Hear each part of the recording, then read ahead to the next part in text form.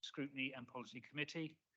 And just so you know, at some stage, we will be discussing the change of name for obvious reasons, as the council has recently completely rejigged itself. First things we need to do is to confirm that there are no expected tests of the fire alarm. So if there is an alarm, we have to treat it as a real one, and you will descend in the normal fashion through the fire exit. And I would suggest at some stage that I've never seen in my time, limited time on the council, an actual test of getting everybody out of the chamber. So it might be an idea that we set that up for the next full council, because it's so quiet normally. Okay, moving on, we have the minutes of the last meeting. Has anybody got any amendments to those minutes?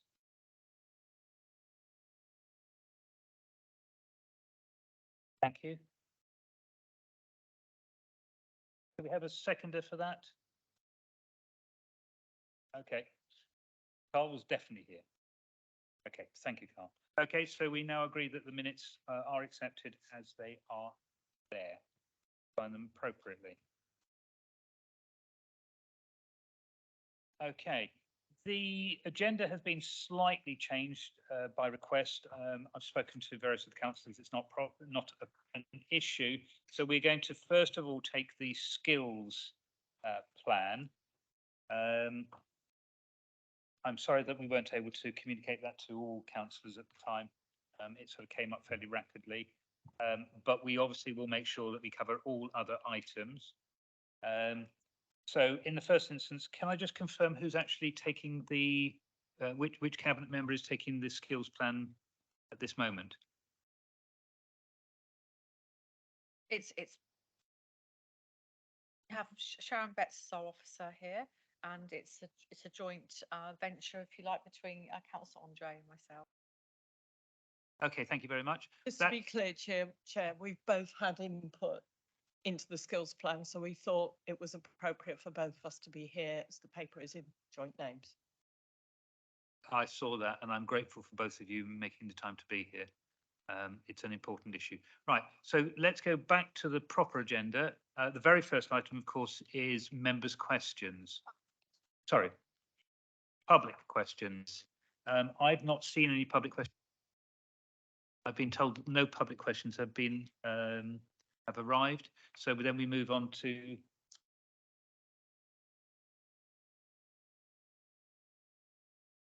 we move forward to the outcomes and recommendations from the previous meeting.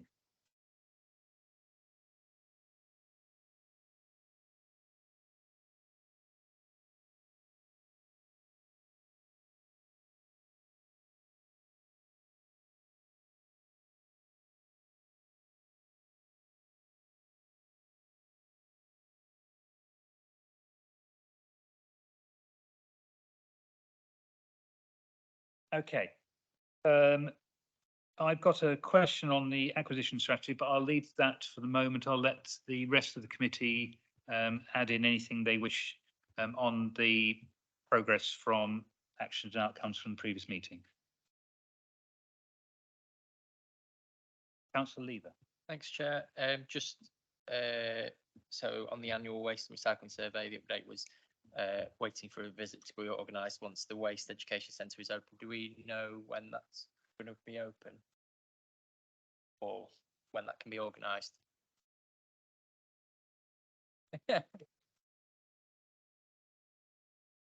Hi, good evening. Yes, we are currently going through the acceptance testing of the energy from waste plant, and when that is completed and accepted, then we will do a members opening day, and then we will open the visitor centre, which is in the process of being fitted out at the moment.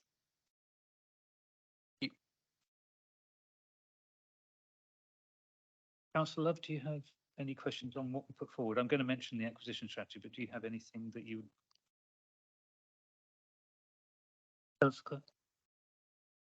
Just following up from the answer from Tash, do you have any idea of expected timescale, hope timescale?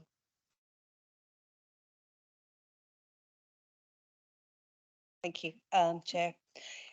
Yes, we are going through the commissioning testing programme at the moment. As members are aware, that involves a very, very in-depth continuous testing period, and anytime something trips in that, we restart the period. We are looking at a autumn opening, so that is of course subject to not getting to day 29 and having to start again, but we are very positive that we should be looking at an autumn opening this year. Thank you, Natasha. I appreciate that. No, thank you, Chairman. All right, just on the acquisition strategy thing, there were recommendations which were passed to the cabinet by the committee on the acquisition strategy. Can you tell us what stage those recommendations have got to?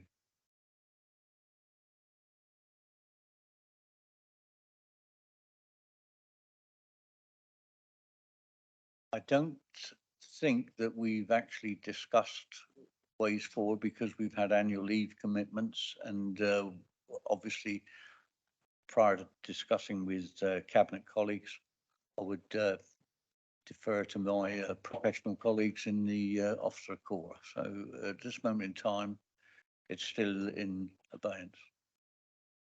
Can I We emphasize?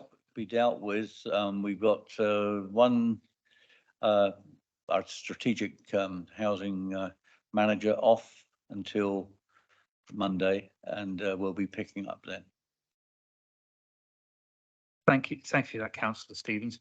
Can I just emphasise one of the key points which are coming out of it, which was initially put forward by Councillor Love, which is we do actually need detailed outcomes and figures and information on that acquisition strategy as best as possible. Otherwise, we don't know where it's going.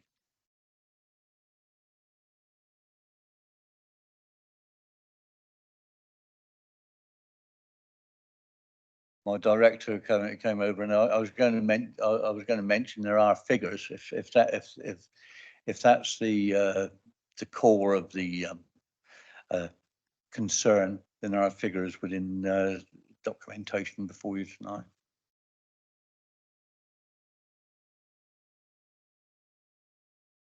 Thank you for that, Councillor Stevens. And oh, sorry, apologies, Councillor Love.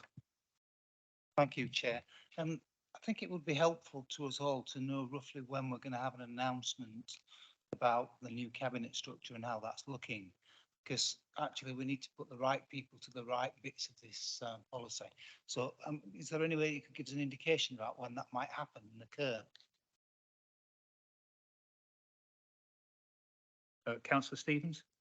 I'll take it that at this moment in time, I am the deputy leader, and in the absence of a newly voted in leader here this evening, I can say that will be dealt with through the offices of the leader, and it will be dealt with very, very soon.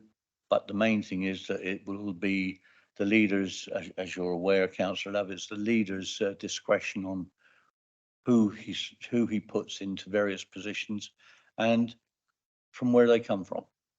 And the expertise, the experience, and indeed the cohesive way forward in the Isle of Wight Council, we move forward our various offices and services.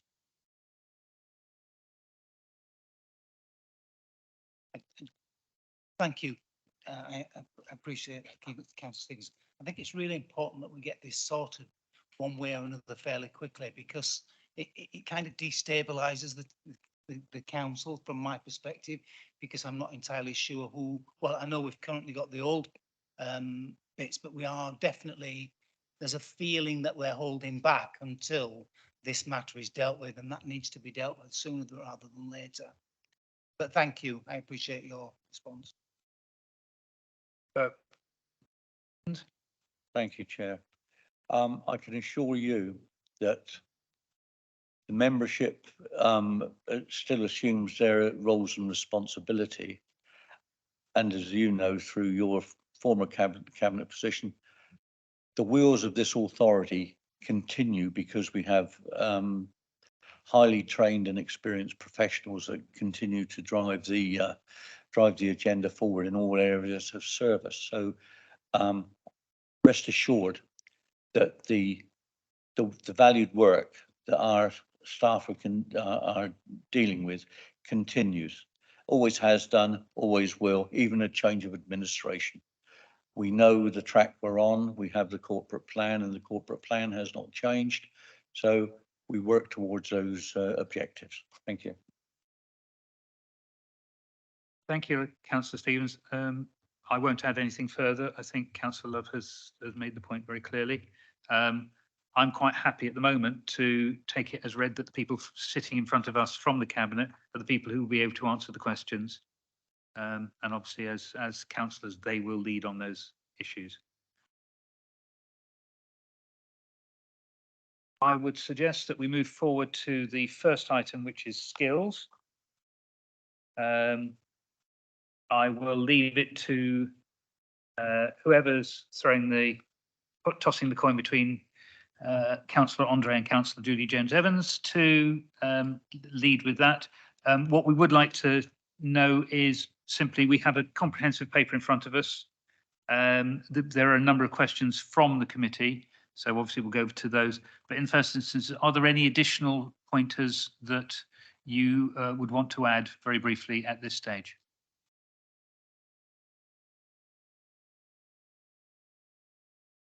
Then we shall move straight to queries. Councillor Quirk, I'm aware that you have a substantial number of thoughts about this.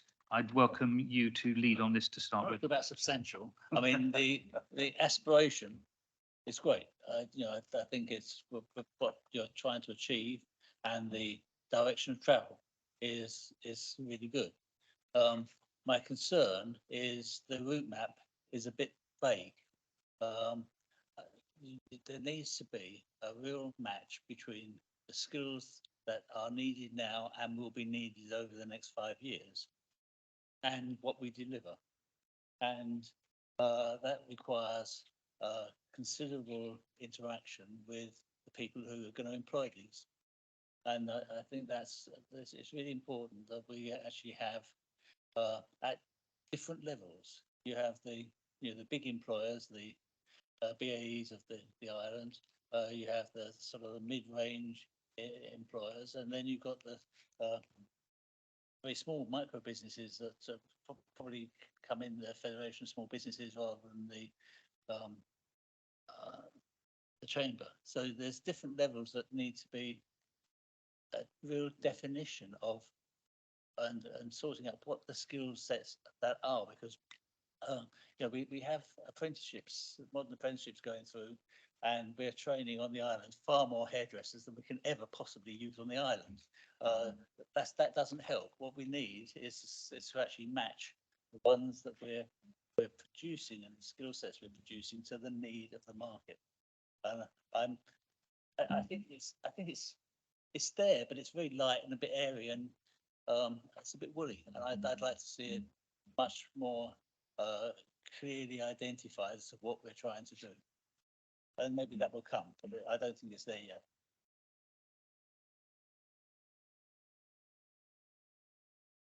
Thank you, Councillor Quirk. Councillor Andre. Thank you, Chair. I'm happy to take that. Within the paper, I would say that this is not a completed plan. This is ongoing, but a lot of work has been put in so far. I would refer you to the skills plan action, the progress to date. So we have been working very closely with matching the skills gap with the training that is coming through. We've had great support through the local skills improvement plan, which is a Solent-wide body that we are working with to exactly what you're saying, to hone down on exactly what is needed across the board. So we're not just focusing on a couple of areas. We are actually working very closely with the Isle of Wight College, last Thursday was National Apprenticeship Day, and I was actually at GKN, where we had 24 apprenticeships on offer, and it was opened, and we had participation from schools. So we are looking down through all the levels, and what this plan is looking to achieve is a full employment for the island, and we are specifically targeting those areas where there are the skills gaps. We know on the island that there are gaps, certainly, we know through the figures of the 18 to 24-year-olds, for example. The Isle of Wight College offers a very, very broad curriculum. You mentioned about hairdressers, and they've always had very successful programs for that. But the skills plan specifically looks at the gaps and how we work with a whole range of partners to actually fill those gaps. But it is an ongoing process. Thank you, Councillor Andre. I'd like to call Councillor Ward. If I'm Oh, sorry. Yeah, just to reiterate, not reiterate, but just to sort of state. So this is a plan, the skills plan isn't owned by the council. We've adopted it as policy, but this is for a broad range of partners to deliver on all sorts of levels. You talk about Councillor Quirk, at the macro and the micro. And also this year, well, in fact, just a few weeks ago, in August, we had the Local Skills Improvement Plan published, which has been mentioned in the report. So thank you for the report for incorporating that. It's updated it since obviously since July. We've actually got it in our hands now. And if you ever want to look at it, I think lots of your queries, Councillor Quirk, that you've brought up here, I think will be covered off in this. I know it is a Hampshire-wide one. They did a lot of face-to-face workshops on the island with employers of all sizes. So it really has got a very good Isle of Wight voice in here, with our Chamber of Commerce being very much involved in that. So again, like the last one, they're talking about horizon scanning for the future needs. You see, that is very, very important. You just mentioned that. And some of the skills that we're looking at are sector specific. So at the skills board, we've had deep dives into social care and hospitality, because those are real needs for well, not just for the island, but it's common across the country now since the lockdown. Thank you very much for that, Councillor Jones-Evans. Councillor Quirk? If we've got a lot of that already identified for the island and the skill sets, and if that document, I haven't seen that document, but if that document contains very valid information about what the island actually requires, maybe that should be in this paper. Can I just add in here, I thought it was just me who'd forgotten to read a paper, but I haven't seen it either. And that's probably quite critical. So yes, it would be helpful to actually see that. However, it's worth mentioning that we will be talking about skills in a future meeting in about 3 meetings' time. So that might be a time when we can sort of pull all of those particular points together. Sorry, I wouldn't want to take time away. Councillor Quirk, would you like to add anything further at this stage? Just to say that the aspiration of it is absolutely spot on. What you're trying to achieve. I'd just like to see a clear route map as to what we're achieving. I think there is an updated action plan that will be coming out soon. So there's but work we've done. Just that this LSIP, this has been something that's sponsored by the government, that came out after we'd done our skills plan. So I would say it supplements and augments what we've already got, because ours is very, very granular. This has got obviously some updated stuff in it, but I think it's just showing the themes more I think nothing great, I think it's actually really fundamentally changed, but this gives the regional view, which is really good because it puts us at the heart of the region as well, the Solent region, which is so important for us. And, you know, quite a lot of the stuff that is delivered regionally, like through our LEP.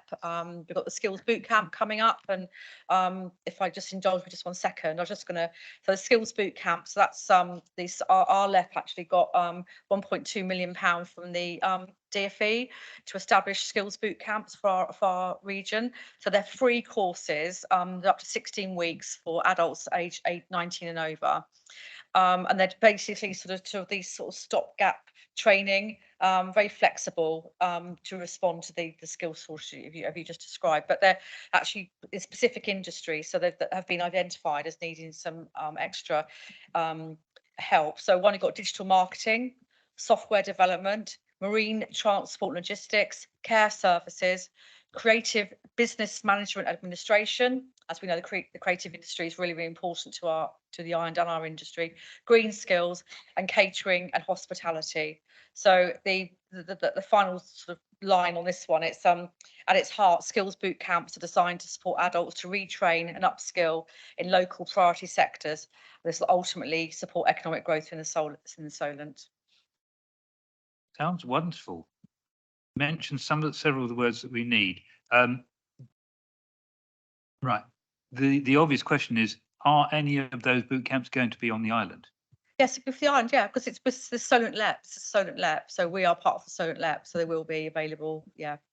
They haven't been announced yet when they've only just got the money, they just put the procurement out for the trainers, so we'll know very soon who's doing what and when.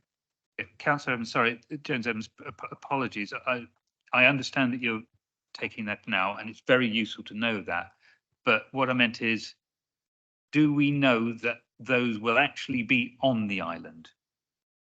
I'm not sure all of them, some of them might be delivered online, so I haven't got the details yet because they put the procurement out. I don't know what responses have come back and how they're going to deliver. So you may have had the Chamber of Commerce on the Isle of Wight decide to put forward to train up on green skills, for instance, in which case that might be a face-to-face thing. I haven't got those details yet. But as soon as we've got the details, we'll be shouting from the rafters about this. It's a very, very good opportunity. Thank you for that. I appreciate it. I've got some follow-ons, but I'm only too aware that I have very skilled people here, and I'd like to bring my other fellow councillors in at this stage. So can we start with Councillor Ward? Thank you, Chairman. Councillor Jones Evans. What I've heard, I'm encouraged by. That's good stuff. Okay, there's no argument about that. But being a tradesman myself, I don't really see any trades in those lists of training schemes and things like that. And I do appreciate they can come along, you know, whenever. But what sort of time scale are we looking at to implement this policy? I think it was a 4-year plan, was it? It was 2022, wasn't it? I think it was it 2026? So I haven't actually got the skills plan in front of me, the R1. I think it was a 4-year plan, but it covers all sorts of skill Yeah. sets, and we're very ably. I mean, our vocational training on the Isle of Wight is very good, and as you know, we're actually, we've got a good batting average on apprenticeships as well in all sorts of areas, but specifically for vocational, which we're very, very good at. Okay. But that's only one of the Yeah. skills that we need, isn't it? You- Are you having trouble getting a plumber at the moment, Councillor Ward?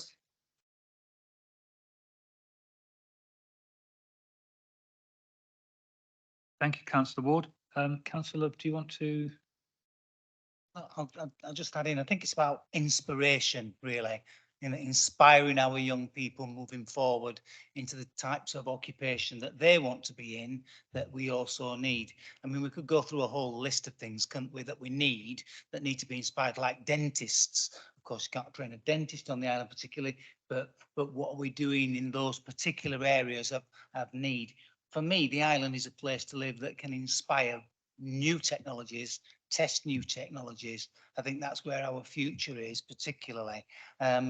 But my concern is have we got the people to be able to deliver that training? That's the issue moving forward, I think. Recruiting the right people to deliver the right kind of training to the young people that we've got. And I think that the island's got a great future to it, but we've got to start selling this island as much as we can. Sorry, I'm not saying that we aren't already doing that. But what I'm saying is we need to uplift that ability to inspire our young people to do the jobs that we want and the jobs that they want, which is often a criticism, isn't it, from some young people leaving the island and not coming back. But if we can create those jobs that are here, that's why I thought that the development which you've been working on, Councillor Jones Evans, for the film studio would bring in a whole new level of skill sets and inspire young people. I think that is the way forward for this council to bring that hope and encouragement. I don't suppose that's going forward, is it?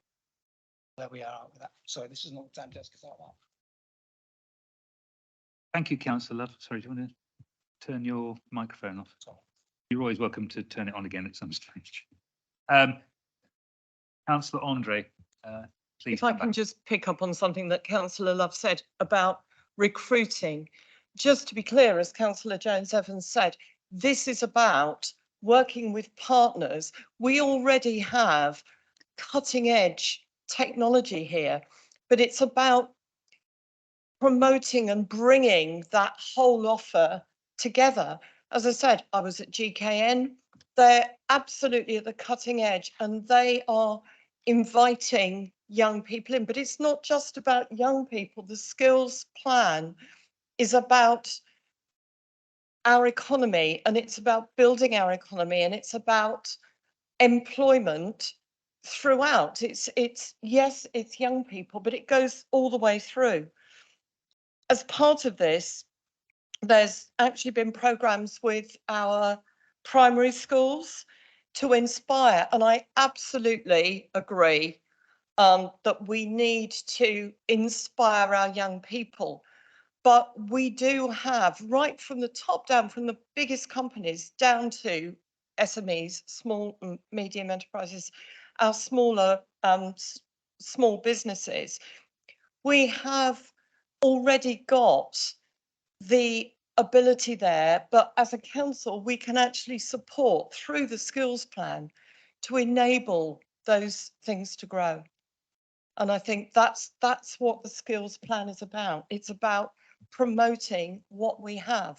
And I think, I don't know if you want to elaborate on the programme in the primary school, because I think it's really, really interesting. Again, it's something that's come from our LEC as well.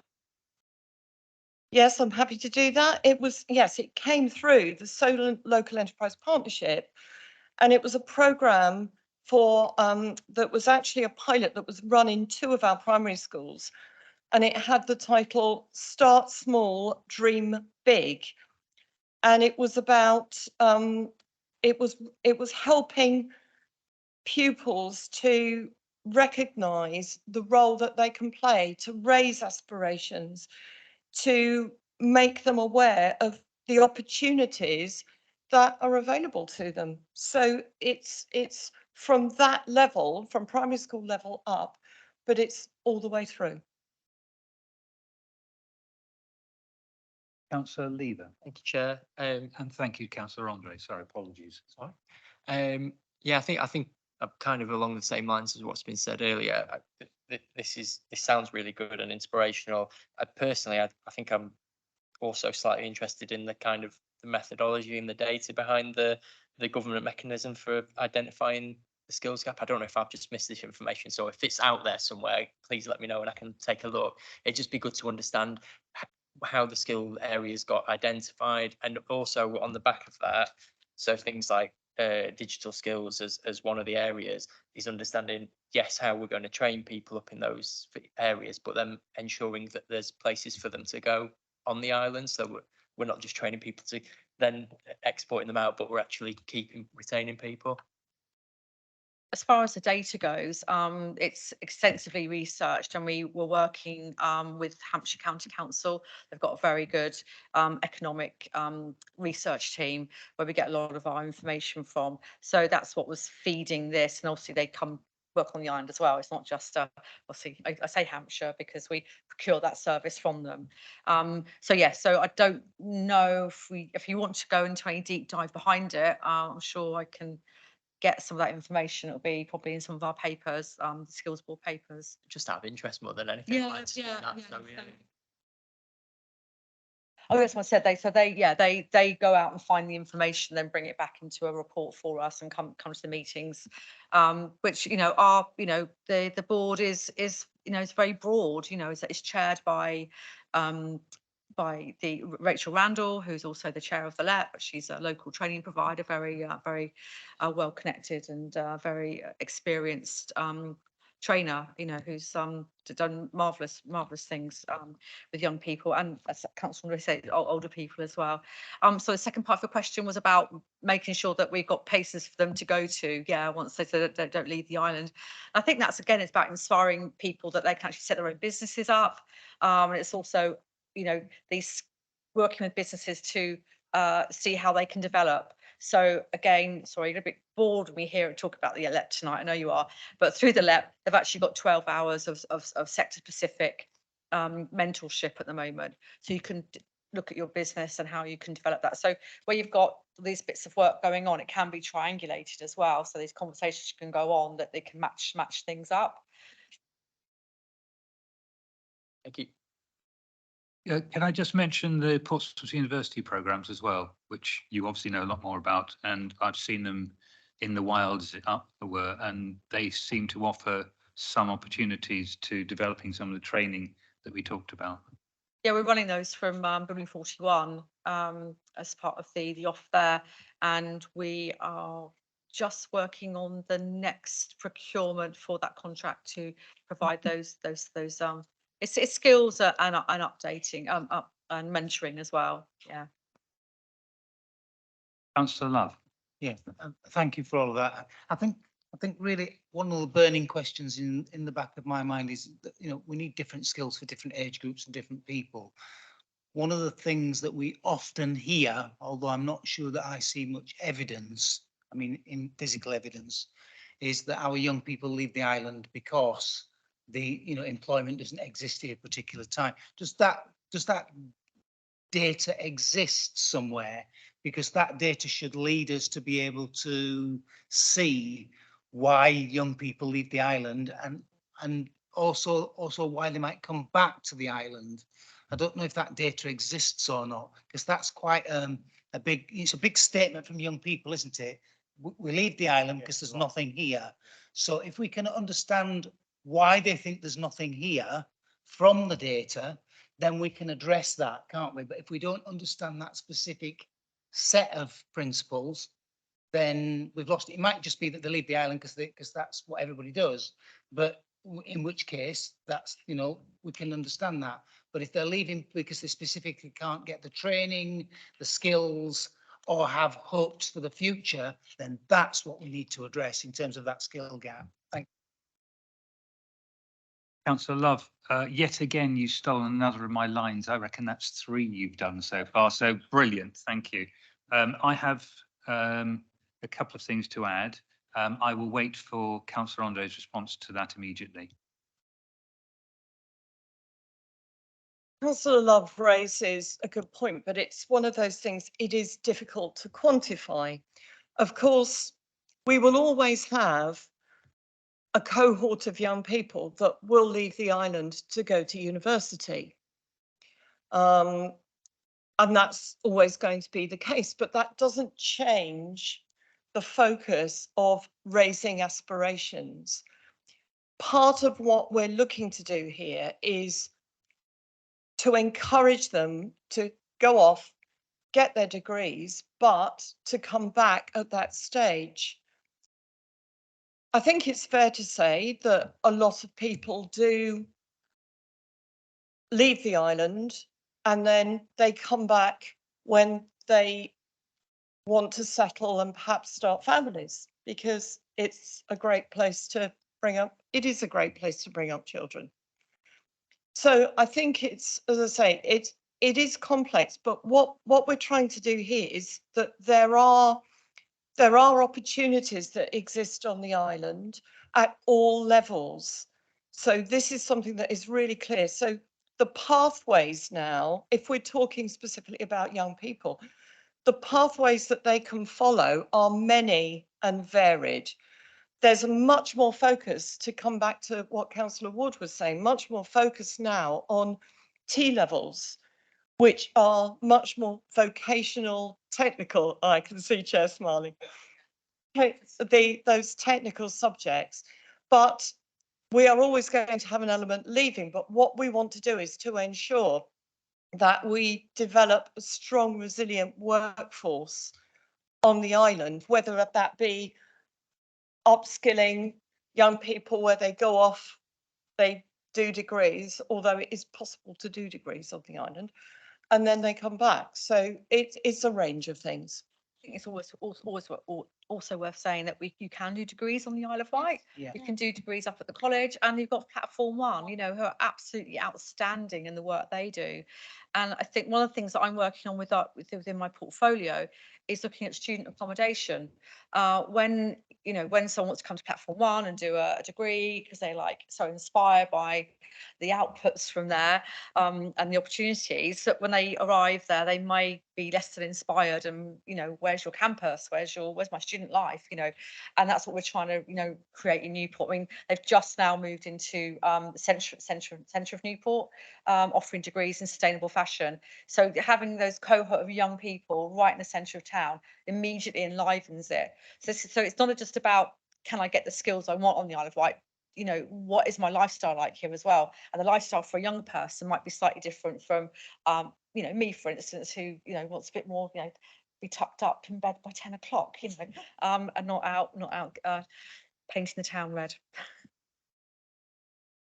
Quickly, I think that all good stuff. I'm not, I wasn't particularly thinking about people that go off to university and things. What I'm trying to say is, I'm trying to understand, are there any data sets specifically which we can draw upon and test and question, which show why young people go off the island other than to university and things, and why the claim from young people is that there's nothing to do here, there's no work, there's no employment. If we can try to understand that a bit more without spending thousands of pounds on it, then we can actually build a response to that. That's kind of where I was going, really. But I'm not expecting you to give me any answers, but I think that it's really important that we understand if you like, the hidden voice, because what you're talking about is the public voice of universities, but the hidden voice of young people that go off the island because they say that there's no future here for them. We need to understand what future they would want on this island. And of course, I'm only talking about young people there, and that's complex to understand. But if we try to understand that, then we can actually build our responses around that hidden voice. I think I could probably talk an essay to that, so I will not do that. It's not my job. However, I accept entirely the effort that has been going on, and I realise the limitations on what we can do. However, what we're looking at is very firmly the island skill sets. And the first two things we need to know are, what are the major employment and skills, major employers and major employment on the island? And that is what we have to address. And equally, what should they be into the future? I mentioned, or I wrote down earlier on, that when you actually talk to industry here, they struggle with the skill sets for green technologies in terms of solar panel installations, heat pump installations, insulation itself, project management. They all have to bring those skills in. Coming back to what Councillor Love was saying, we know that between 40 and 45% of our children leave every year. We do know those figures. And I do know that most of them don't come back very quickly. Most of those go to university, but the fact is they do not come back here because there are not there is not the industry or the setup to create industry that they are looking for. So there is a very complex problem here, and I think Councillor Love put it very clearly, and I think that's something that the council should consider looking at. In terms of the actual skill sets themselves, one of the issues is that I have always said, even when I was previously here as a civil servant, visiting the place, visiting the island, that is, which is an awful long time ago, that we should be looking at the Solent region as a whole because of all the interconnections, the universities and the like. But if we're going to focus on the island, we do need to know what are the skills that we actually have here and how can we exploit them. Again, these are sort of questions which are quite complicated to manage. Within the skills plan, what we have at the moment, we need more detail on the industries that are actually here and how we support them. And equally, what are the future industries? You've mentioned those, and obviously that is a start for 10. But if we can move forward from here, that would be very welcome.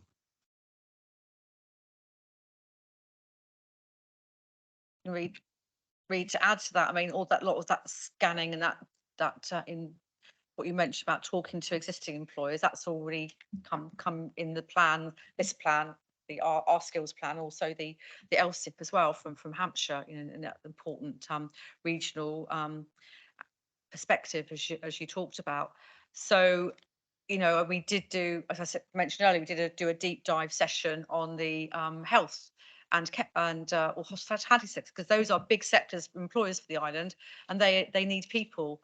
So it's also about understanding for those particular things what your entry points are, and actually what does a career in hospitality mean. Some people might think it's waiting tables, but actually it's a huge amount of opportunities around that. So it's about really understanding and explaining to people, you know, showing that journey they can take.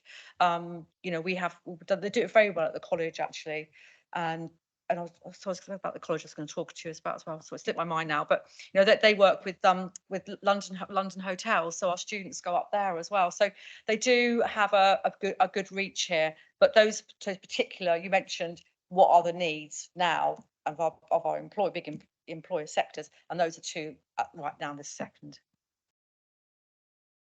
Retrofitting, that's what it was. They are doing they're working at the college as well with doing the teaching for retrofitting. So all of that is on our radar, and we even talk about it at Housing Board as well. So the need to skill people up in that particular field, because as you know, that's going to be a big growth area and very important for us to reach our 2030 targets. I don't have them anymore, do we? Sorry, 2035 targets. Councillor Ward. Thank you, Chairman. I'm going to ask a question because of my ignorance, quite frankly. What I hear is really good stuff. Okay, there's an awful lot of work going on trying to build careers for young people, and as you say, you know, they're middle-aged people as well. How do we communicate that to them? There's loads of media goes on all the time, and if you're interested in a career, you can just Google whatever you like, and you can see what's available at the college. And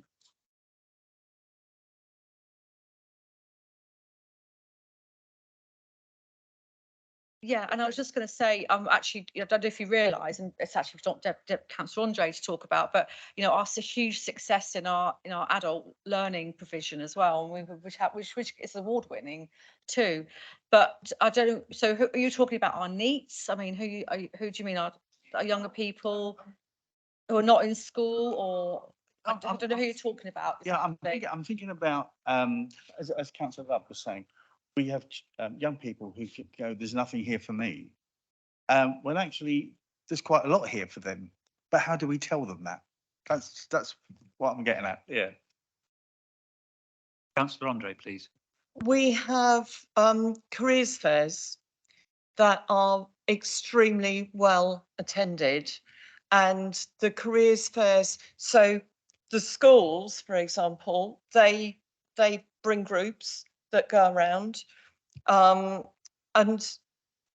the partners that are at the careers fair, I mean, I always go to the careers fairs, and I've learned that every time I go there, that there are opportunities on the island that I didn't know existed.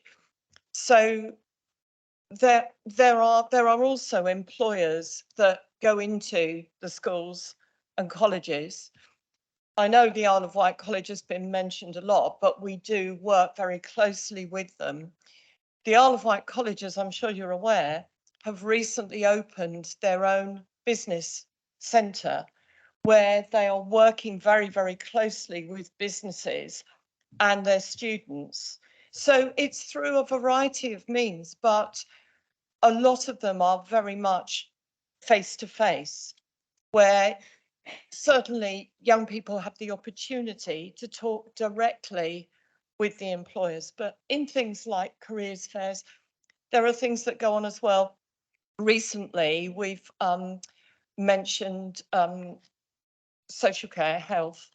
There was very recently a specifically aimed at recruiting into those jobs. There was a specific jobs fair at the Lord Louis It Library. was at the library, yeah, last week, Yeah, wasn't it? last Right, week. Yeah. And that was extremely, I know. Yeah. And I just want to say thank the library service for doing that, because Wednesday's normally a day they're closed, but because they want to be, they realise they've got a great public resource there. They made that available to the trainers that day and had a great, fantastic careers fair there all day on last Wednesday. And from what I hear, it's very well attended.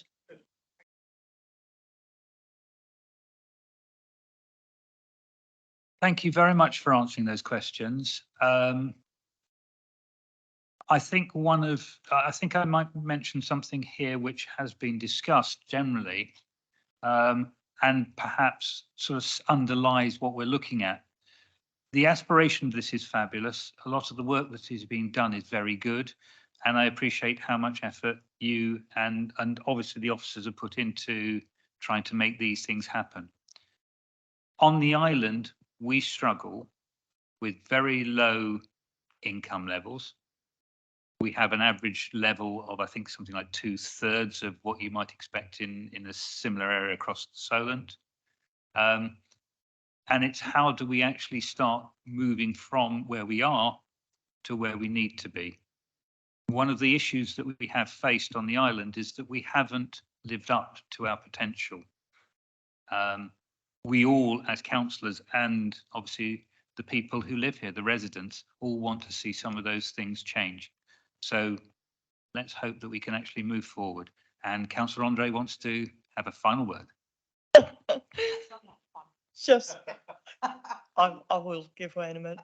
Just to reassure you, to go back to my visit on National Apprenticeship Day to GKN, the apprenticeships that they are offering, I know there's historically apprenticeships, the way they've been structured and paid have not been at a financial level of other employees. GKN, if recruits are accepted on their apprenticeship program, they are actually paid at I think, don't quote me on this, but it's certainly on a comparable level. So it's not like a lower wage. It would be, I think it is at least the living wage that they are paid. So it's not like a lower amount.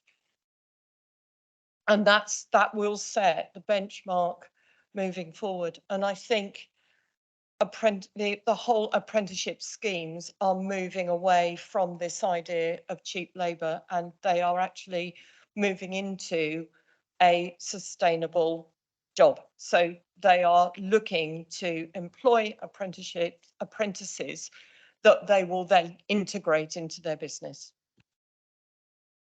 Thank you for that advert for GKN. I think it was very, very good. Councillor Jones-Evans. Yeah, you talked about us have not reaching our potential, and I think it's about belief, and I think we are starting to believe in ourselves a bit more now. We are starting to get a bit more confident. I think the current economic climate is very challenging for everybody. the housing situation is very challenging as well, but it's challenging across the country. So we're not alone in this. But I think with our, one of the key metrics for the regeneration strategy was sent back in 2019 was to improve that weekly wage. It's absolutely important, because if you don't, then you're not going to be able to, afford your house, afford your food, and then you're not going to get on in life, are you? You're going to be stuck and trapped. So it's multifaceted, the way you move on. But I also like to think the fact we've had a focus on cultural regeneration as well, that gets people inspired as well in a different way and makes the place vibrant. So that's sort of nice, just makes you feel better, doesn't it, when you've got more exciting things going on and beautiful things to see around you, and just general more positivity. So yeah, I'm pretty excited about the future, and just the fact that these skills boot camps are focusing on the creative industries. I mean, that's the first time we've seen that, and we've got a very good network on the Isle of Wight now. We've got 120 creatives now working together, inspiring each other, going to the mainland, getting inspiration there, to develop their businesses, because they actually are underutilized powerhouse really of economic growth for the island. So I was slightly off topic there, wasn't it? But what I mean is, there's so many different layers to this, and I think this is a new layer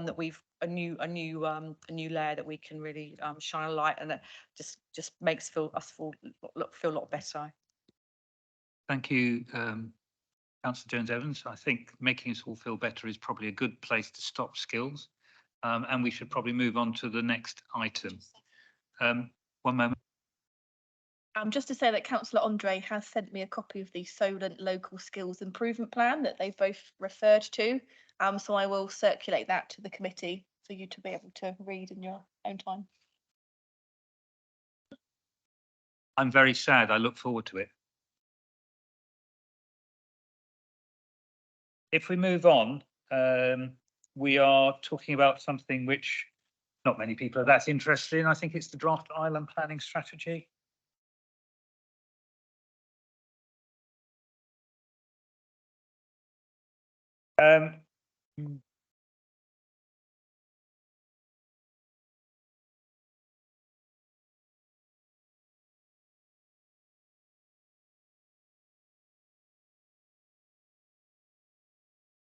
I'll let councillors dig out the appropriate papers. I suspect some of them are already well ahead of me on that.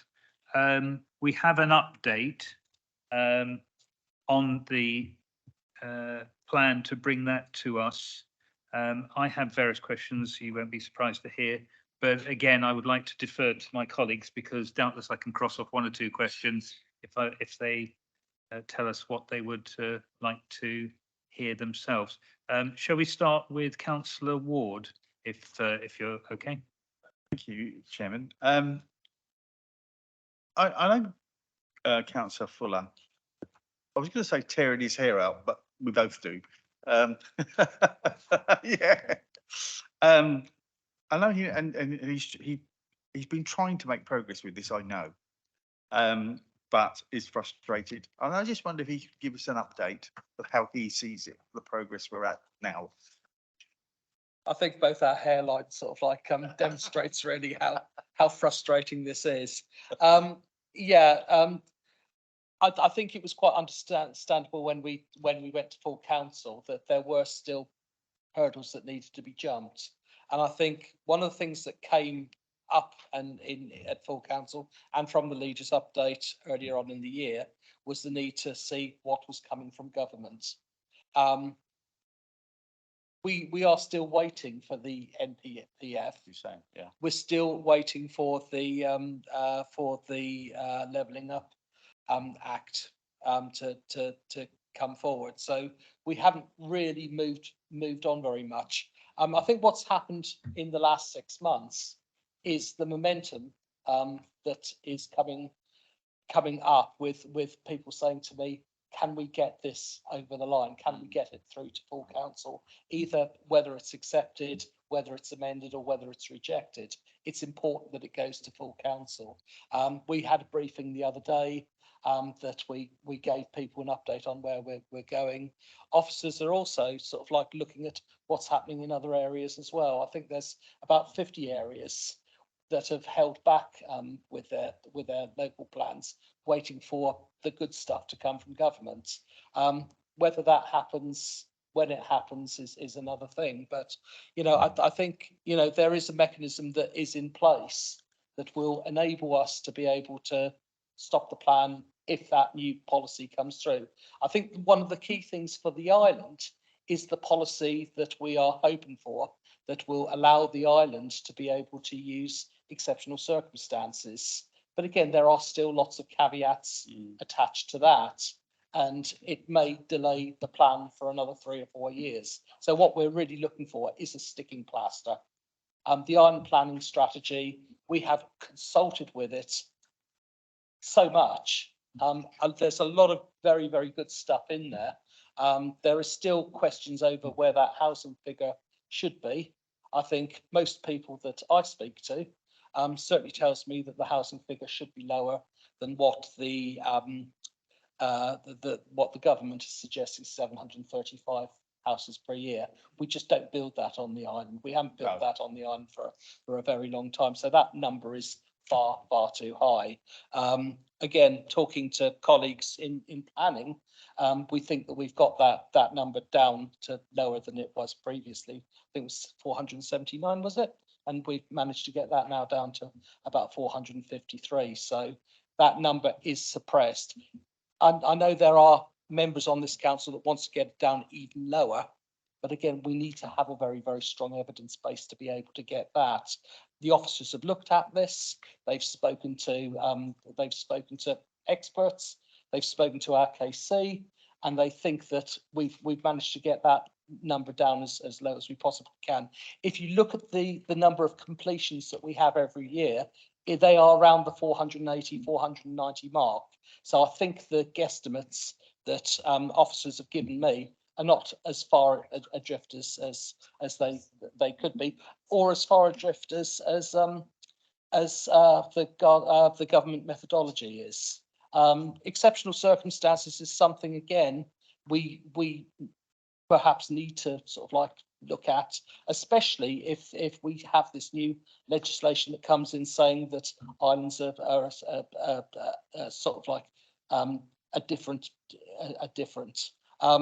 But then, in fairness to that, myself and Ollie have banged our heads several times against the same wall, and we do know that there are other options available, and the other option that we are looking at is the unique special circumstances that the island has. It has different parameters to cross, but one area that was successful in the unique special circumstances was Worthing, and they went back and they said, well, we're not trying the exceptional circumstances argument, and generally speaking, exceptional circumstances hasn't really worked up to date. I don't think any of them have been successfully carried out, but the special circumstances has been successful, and I think Worthing sets a really good example. They were told by their methodology, I think they had to develop 800 homes, and they reduced that number, and they gave good reasons why they had to reduce that number. Again, very different from the Isle of Wight, but they are enclosed by the South Downs, so there is that lack of development that can go on there. I'm probably saying a lot more than I have to, but again, I think it's important that members of the committee understand some of the challenges that we've had to try to deal with, but we are trying to work with members and trying to address some of the concerns that was had and put to us at full council. So yeah, and any questions I can take, I'm happy to do so. But sorry for waffling on for too long, and thank you for sharing my pain, Councillor Ward. Well, I can tell you, I actually asked Michael Gove on Tuesday, when are you going to get this sorted out? And he passed it over to another member of Parliament, who gave me an indication. I daren't say it because you know it's never going to happen, don't you? So I think this was, when people, I'm the eternal optimist, and when I was talking to Bob Seeley about this 6 months ago, and Bob was saying, oh, it's going to happen in the spring, And you know, I was quite skeptical, but I did see Bob last week, and Bob said to me, just let's get it done. So again, there seems to be a real momentum there. But that doesn't mean I want to dismiss the members of the members of our community that really have concerns. And I think it's right that those concerns are properly addressed, and we do what we can to, you know, if we can't give people the right answer, we have to tell them properly why we can't achieve what residents want. Thank you, Councillor Fuller, and thank you, Councillor Ward. Do you have, sorry, Councillor, can I? Yeah. Thank you. Councillor Ward, do you have any additional question at this moment? No. That's fine. If I move on to Councillor Quirk, we'll just go round and I will be the last person, because on that basis, I won't need to say very much at all. When this came to full council before, there was about 10 items that were referred back, and everything was deferred. When it comes back, people are going to need to have time to actually read, digest, interact, come back and say, can you just tweak this a bit if you want it to get through? You know, we had an impasse last time, and if you don't want to have an impasse again, I think we need to have an adequate time, and that you don't get this sort of coming to scrutiny 2 days before a full council meeting and then expect people to change their minds and vote for it. I think that's not a realistic scenario. So I think it is important that we get the draft out early and have another round of consultation, sort of actually feed that back into the system to see if we can actually find something that people will agree on. Because I'm not sure we've moved on that far from where we were before. That's how I feel. And I'm on top of it more than most are. So I suspect that we need to have, I mean, that might mean that we have to have either an extraordinary meeting of our group to look at it, if you're depending on when you're intending putting it into the council chamber, so into cabinet and council chamber. But we need time before it goes to cabinet. We need time before it goes into full council. So I think that's just what I would encourage the cabinet, whoever they are going to be, to take on board. Totally agree. I think one of the things that we, you know, this is going to sound like a very good excuse, and it is a very good excuse, but we have been waiting for this NPPF to come from government. When that NPPF comes from government, it will give us some leverage on what we can actually try to achieve within the island plan. And again, we have been waiting for this. However, that said, we know that there are issues, and many of the issues that councillors are raising are separate from anything that we will see in the NPPF. So again, you know, the discussions are ongoing, and myself and the team are very happy to talk to councillors either on a one-to-one basis or through group leaders or with the political groups to be able to see if we can get through that impasse. I don't know. I can see Ollie nodding, but he's probably thinking I'm going to throw something at him in a minute. But I don't know whether Ollie has anything he wishes to add to what I'm saying. I do. So before Ollie speaks, he can answer my next point as well. The old planning policy is out of date. That does not mean it is irrelevant. And the Gladman case has identified that this is it can still be valid, and you can give it appropriate weight.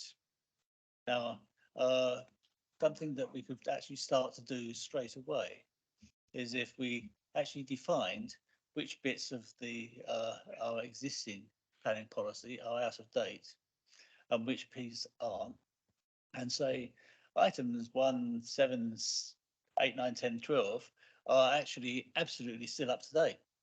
And so we can give those items 100% weighting. Items 4 and 7 or totally, law has changed, we can't give them any weight at all. And maybe some other ones in between, you can give them a 50% weight. If you had that, you could have some clarity, and we don't have the same pressure on changing updating our policies, because at present we're giving nothing any weight, and that's not right. Or we're having to work it out on an every time basis. And I would have thought it's worth having an officer actually spend a couple of days defining what the current planning policy is, so that we've got a consistency of application until such time as we actually approve that. Councillor, I understand that you, Councillor Love, I will bring you in, but I understand that Mr Bolton may have something to add to this. Is that right, Councillor Fuller? Please, Ollie. Thank you, Councillor Fuller, and thank you, Chair. So just a couple of points, councillors. I'm sure will remember that we have previously brought the draft island planning strategy through scrutiny committees, and I think we will all remember the conversation at that time around ensuring that appropriate level of time for scrutiny were being provided. So I'm sure I'm not speaking out of turn on behalf of Councillor Fuller that we can give you that assurance that lesson has been learnt from previous, and there will be, as suggested in the back end, paragraphs 8 and 9 of the report in front of you, that there will be appropriate level of time given through the decision-making process to allow everyone the opportunity to scrutinise as they see fit the draft plan that will be in front of them. In terms of your second point, Councillor Quirk, it's a very interesting conversation, and perhaps what we might think about doing is carrying on that conversation perhaps outside of this forum, as I fear I might end up boring an awful lot of people with a lot of technical planning stuff. But what I would do is just assure councillors, in terms of thinking about that decision-making process that we go through with planning applications, be they being dealt with under delegated authority by planning officers, or indeed those larger, more complex applications considered by the planning committee, we ensure that our advice is correct and legal, and that it evolves on an almost daily basis, taking into account appeal decisions, etc., etc. So very happy to have that conversation separately with you. Thank you, Chair. Thank you, Mr Bolter. Councillor Love? Thank you. I'm not sure where to even start. Me neither, Carl. I want to say to the officers, thank you for the hours and hours, never mind a couple of days, months and years that you've been working on this. I think actually, I think I seem to remember saying this at a previous council meeting, we failed because we should have had this nailed years ago. I don't know how much more time we're going to spend on it. I don't know if I'm in a great big time machine, but I don't know where the beginning is and I don't know where the end is, or a gigantic washing machine where we're just going round and round and round. And we failed because actually, the Alliance did bring a plan forward, and it stopped. And actually, if we'd have put it through at that time, we would be now into the next cycle, as we currently are, of doing the next plan, because it's been going on that long. I think we just need to trust our officers on this one. And I think actually we need to do it. We need to stop talking about it. You've done a great job, Paul, and I know your frustrations, and this is not pointing at you at all, because I know you've tried to bring it through, but actually it's all of the isms and the inter-party groups and the politics and everything else. And actually, whilst we haven't got a plan, we are vulnerable. And I'd like you to bring it through to the next meeting. I really would. Never mind all the consultations. Let's put it before a group of people and let's vote on it. And if it doesn't go through, it doesn't go through.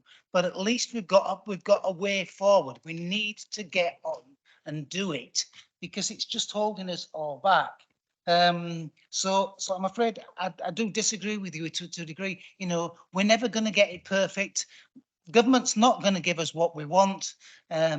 Bob Seeley, perhaps in one sense, I'll agree with him, just get it done. I agree with him. Let's just get it done. It won't be perfect, it won't be right, but enough is enough, because it just goes round and round and round.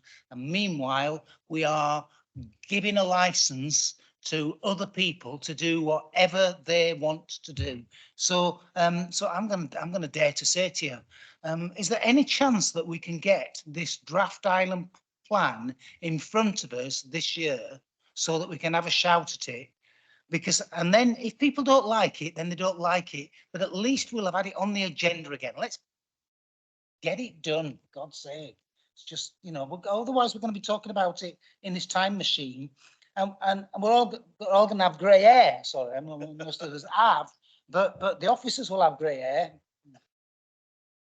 Councillor Love, Sorry, I didn't, Can we get it on the agenda? Let's get a date. It's going on the agenda on this date, and we'll fight it out in the chamber. I don't disagree with very much that I've just heard. I understand entirely what you're saying. Obviously, there are all sorts of other issues, and Councillor Fuller may address some of those immediately. Yes, welcome to my world, Carl. Put a date down, Paul. Put a date. At the moment, we would be looking at, and I've spoken to the leader about this, the January meeting of full council. Again, it will need to go through scrutiny. It will need to be dissected, looked at, and we will have the hopefully, I really want to get it looked at in January, because there's another factor here. A lot of the data that we're using will be running out of date soon. It's being updated by officers all the time, but again, we are leaving it to the 11th hour. We've waited as long as we possibly can to get this information back from the government. If anything does come through, which is great, which from the government, then we can pause the plan, or we can ask the inspector to pause the plan, and we can incorporate anything that comes in from government. Again, if the law changes, if planning law changes, then it will have an impact upon the final document when it goes. We've still got another couple of years to go, Carl. This is the thing. We adopt it at full council. Well, we don't adopt it at full council. We recommend it. We may recommend it to the inspector at full council in January. It then sits on the desk of the inspector for a while to look at and to make any adjustments to, and then it needs to come back to the Isle of Wight Council for final ratification. That will probably happen in 2025, but the average length of a local plan, I think you said to me, Ollie, that it's 6 or 7 years, and we've been working on this now for about 5 years, haven't we? About 5 or 6 years. So we are all right. We're maybe, but we're not that far away from. And when you look at the draft, the core strategy, that also took many years to go through the process, and they didn't have to deal with hung councils like we're having to do now. So there are problems, but we are pushing through with it. I don't want to still be dealing with this in 3 months' time. The officers don't want to be dealing with this in 3 months' time. Our community needs certainty that this island plan will start to provide certainty for our stakeholders on the island, and that I think that is really important.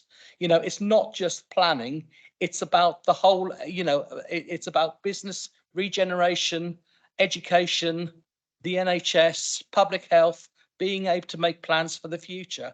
Councillor Fuller, can I ask you to move on a little bit, because otherwise you're going to be doing the whole strategy of the council in one meeting, and we're going to struggle. Can I just come back, Chair? Councillor. I mean, how much? My point is, no business, any other business in the world would never do what we've done.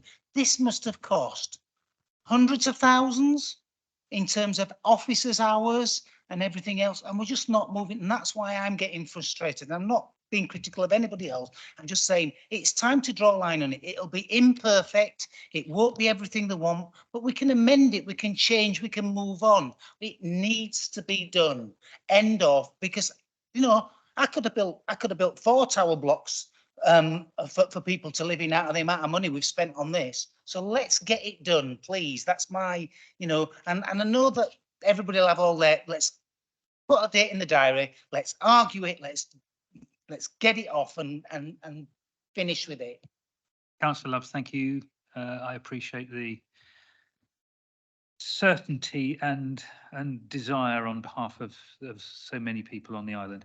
I'd just like to bring in Councillor Lever. Thank you, Chair. And in the spirit of Council Love, just to try and thrash out these next steps now. So, Paul, you said we're aiming for a January drop. That's to go to full council, January? So before we get to there, in terms of this committee, when is it likely that we can see this draft strategy so that we at least can do our bit feeding into it? I'm going to pass to Ollie because he has the timescales, or James has been working on the timescales. They have been changing a little bit, but Ollie, I'll bring you forward. Welcome. Thank you, Chair. Yes, so as set out in the report, the next scheduled meeting for this committee is the 4th of January. And you'll note from paragraph 9, there's the intention that there's the appropriate conversation between Councillor Fuller as portfolio holder and Councillor Stewart as chair of this committee to arrange the timetabling that enables the members to see the draft version and the accompanying information in good time. Now, I'll be honest, I would find challenging to sit here this evening and give you an exact date, but what I am absolutely very comfortable in doing is to say that will be the intention will be to get that to you comfortably this side of Christmas. So it would be, Councillor Love, it would be within this calendar year, which we would hope would be helpful to councillors. Yeah, brilliant. To stop ruining everybody's Christmas, let's make it substantially before Christmas.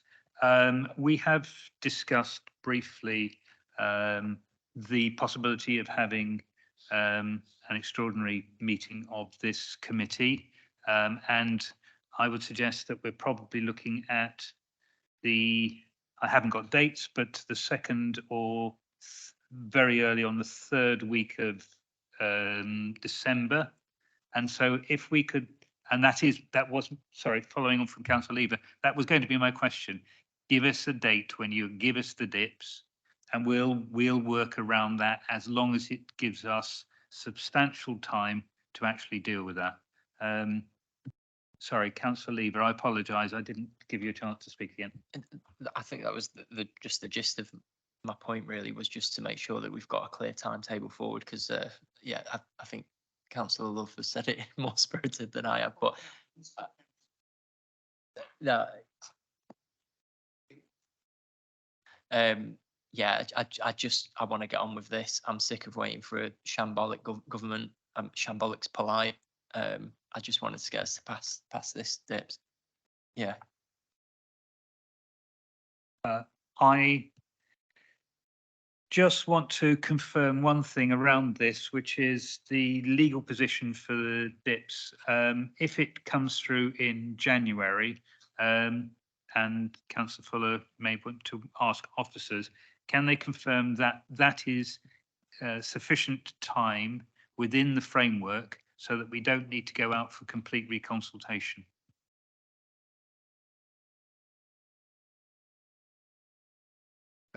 Thank you, Chair. I'm happy to take that if deemed acceptable. So the process that we would go through is that the decision that may be asked of full council on the 17th of January would be to publish the draft island planning strategy for what's called a Regulation 19 period of representation. So translating that from planning speak to normal speak, that would be publishing it for public comment. That would be a minimum of 6 weeks. Following that 6-week period, we would bring all the responses together, all the supporting evidence that we prepared and the draft plan, and we would then submit that to the planning inspectorate. The planning inspectorate would then hold examination in public, whereby those who had commented on the draft could appear and speak at the examination, and then the inspector will come up with a recommendation that he will or she will bring back or make to the council. And as Councillor Fuller said earlier, at that point, when the full council or council is in receipt of the inspector's recommendation, a decision will be sought from full council whether to adopt the draft plan should the inspector have found it sound. That's very helpful, which means that I didn't put the question carefully enough.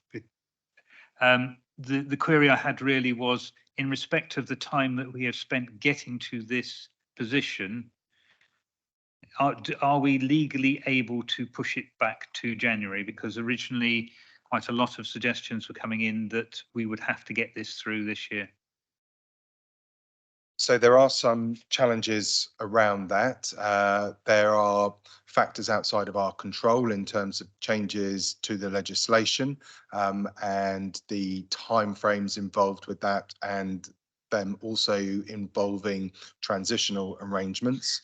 But ultimately, it is entirely down to the council as to when they choose to publish and submit the draft plan. Thank you, Mr. Bolter. That's extremely helpful. I'm not going to add to anything further apart from to say that the recommendation of the committee is clearly that we would like to see a draft island planning strategy before this committee for an extraordinary meeting in the 2nd or 3rd week of December. Obviously, members will make every effort, as they always do, to get and be prepared for that, and then to see what recommendations we can put forward on that altered island planning, draft island planning strategy to put before cabinet, so that everybody has as much time as possible to dance around again. Councillor Jones-Evans. Yeah. Just wanted to say something very, very briefly. You know, without an island plan moving forward, it's uncertainty for everybody, not those who want to build houses, but those who want to set businesses up here or expand their businesses. This is actually holding us back. And just a general comment, you know, all, you know, it takes a long time to put all this together. You know, Councillor Love put it all, as I would said it, we need to get on with this, invested so much. But we've got responsibility as Isle of Wight councillors to carry work through. This started, what, 7 years ago in one administration, another administration, now this administration. It's becoming the HS2 of the Isle of Wight. You know, what we can't have is the next administration not being done, then go, actually don't like it, tear it up, start again.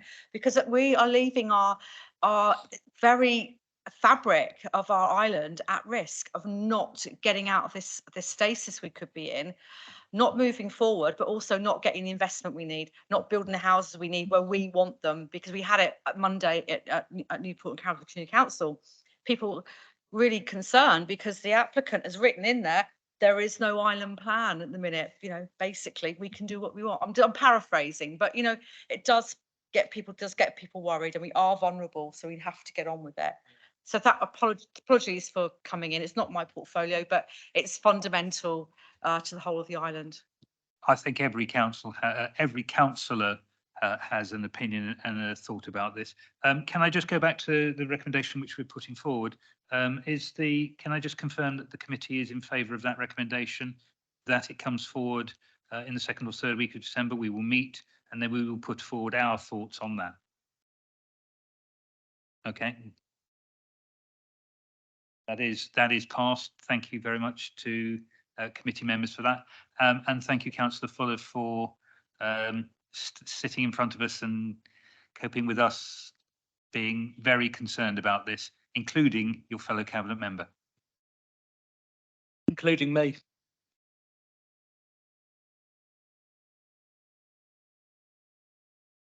Okay, we move forward slowly but surely. And we're now looking at the Housing Strategy Action Plan Progress Report. Going on what was said before, I assume that Councillor Stevens would be speaking to this. Okay. This is a fairly substantial document in front of us. I know that a number of people on the committee had a number of questions on it. So before we start, is there anything additional which you would like to add to the discussion, Councillor Stevens? I think enough has been said around other papers, and I think that what we've got here is adequate to formulate questions. It's a living document. Don't forget, it's come through from a previous administration, 2020 to 25, but we're always looking to update as we go. So I'll leave it at that, Chair. But there is work being dealt with right the way through, and we'll update you as and when you require. Thank you. Thank you, Councillor Stevens. In which case, I will pass straight on to Councillor Quirk. The first question is just a very factual one. On page 19, item 20, new housing supply, it says that we produced 2,305 homes, of which 308 were affordable. And then on the table underneath, it says we had 243 homes. Is the difference first homes or something of that nature?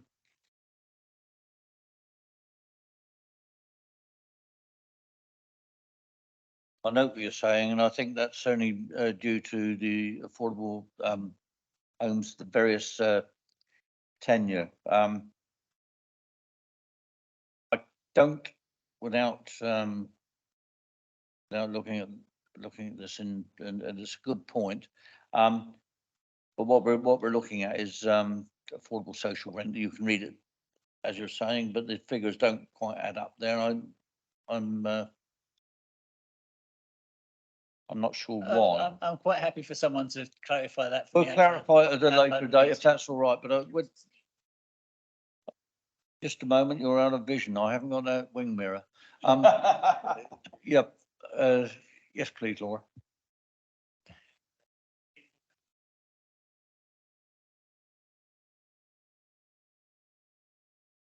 Thank you both. The first table contains the years 2019 through to 2022, 2023.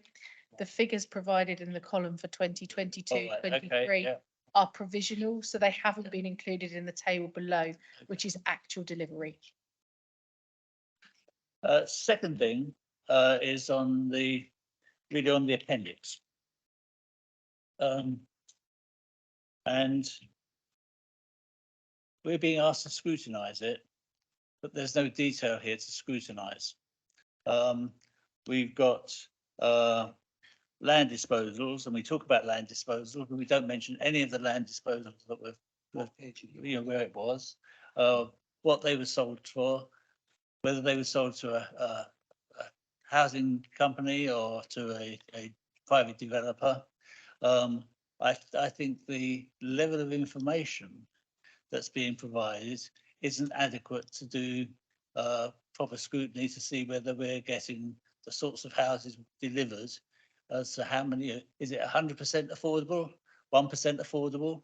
It's not there. It's no clarity, and I think we need a lot more information in order to do proper scrutiny on the what we've actually achieved.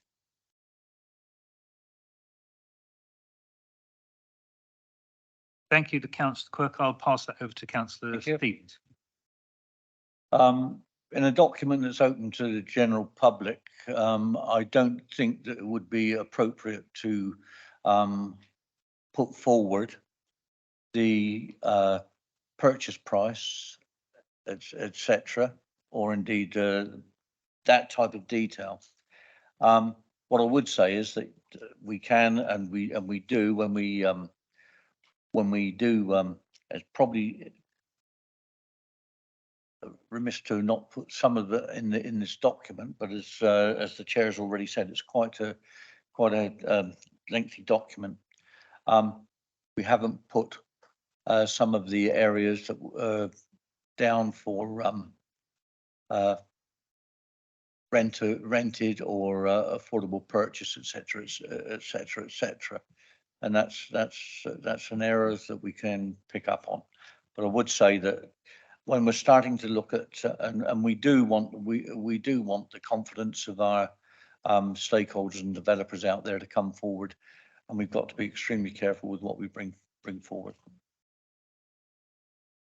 The default position, if you discuss this with the monitoring officer, is that we should be open and transparent wherever we can, unless there's a very good reason not to be. And we seem to have adopted a default position that we don't say what's happening, rather than a default position of we do unless there's a good reason.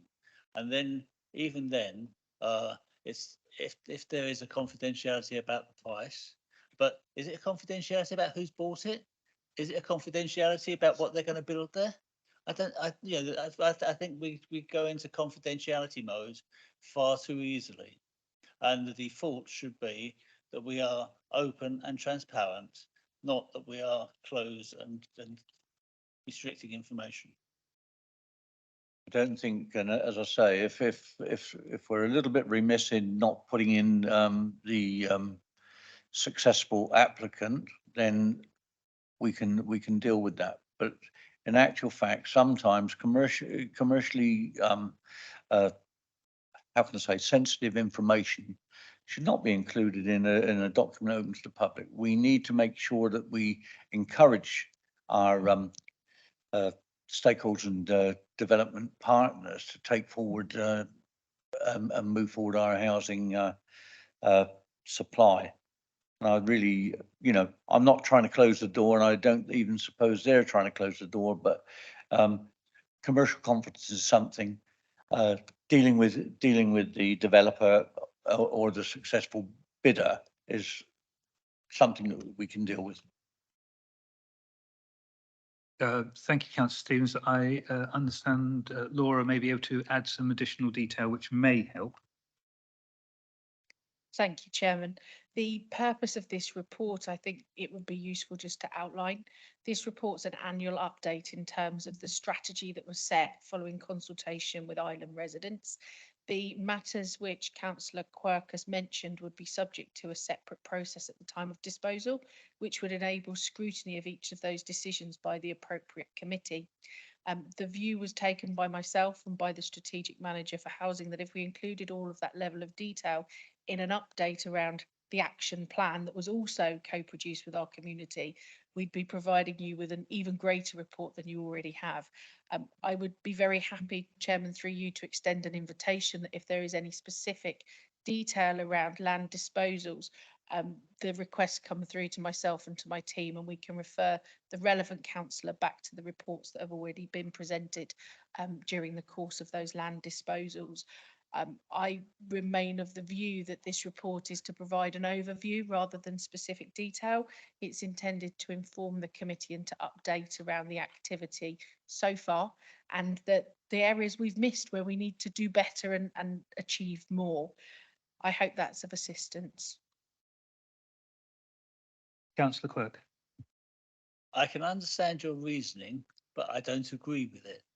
I think where we're setting off brownfield sites, we should be identifying what the sites are. Unless there is a good reason for the price to be confidential, we should be stating what the price was. We should certainly be stating what's going to be built there. Is this going to a developer? You don't have to even name the developer. If it's going to a commercial developer who's going to build a load of 4-bedroom homes for the open market and a block of 1-bedroom flats for social housing, I think we should actually have that information, because I think it's really important as to what we're actually delivering, and particularly where we're using Isle of Wight land. Maybe the right place to look at whether we're getting value for money is in audit committee, but that shouldn't be secret unless there really is a good reason for it to be secret. And if you're talking to one of the housing associations, their books are transparent anyway. But I don't see where the level of secrecy, is it to protect them or is it to protect us because we might be seen to not be getting good value for money? Thank you, councillor Quirk. Councillor Stevens, do you want to add anything to that at this stage?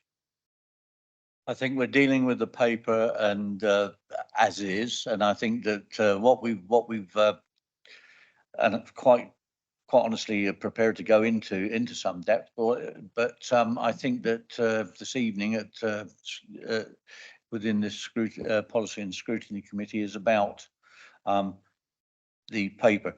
You're quite right, councillor Quirk. There might be a couple of things that are questionably not within the report, but I don't think that price and vendor of properties should be included to that detail here. And you are aware that the Isle of Wight Council does publish who is successful in their invitations or expressions of interest and coming forward.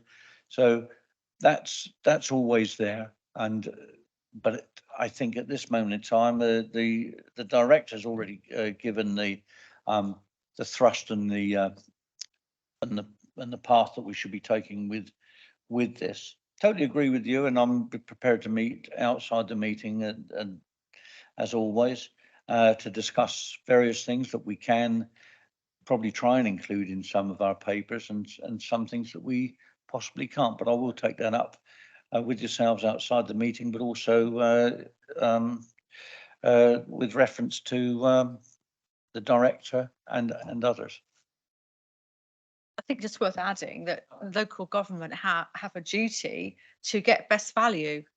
You know, that's parameters that we have to work within. So if you're suggesting that we're not getting best value, we actually have an absolute legal duty to do that.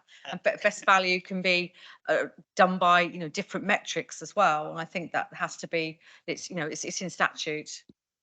The metric may well be the number of affordable homes we're getting, but that's not here.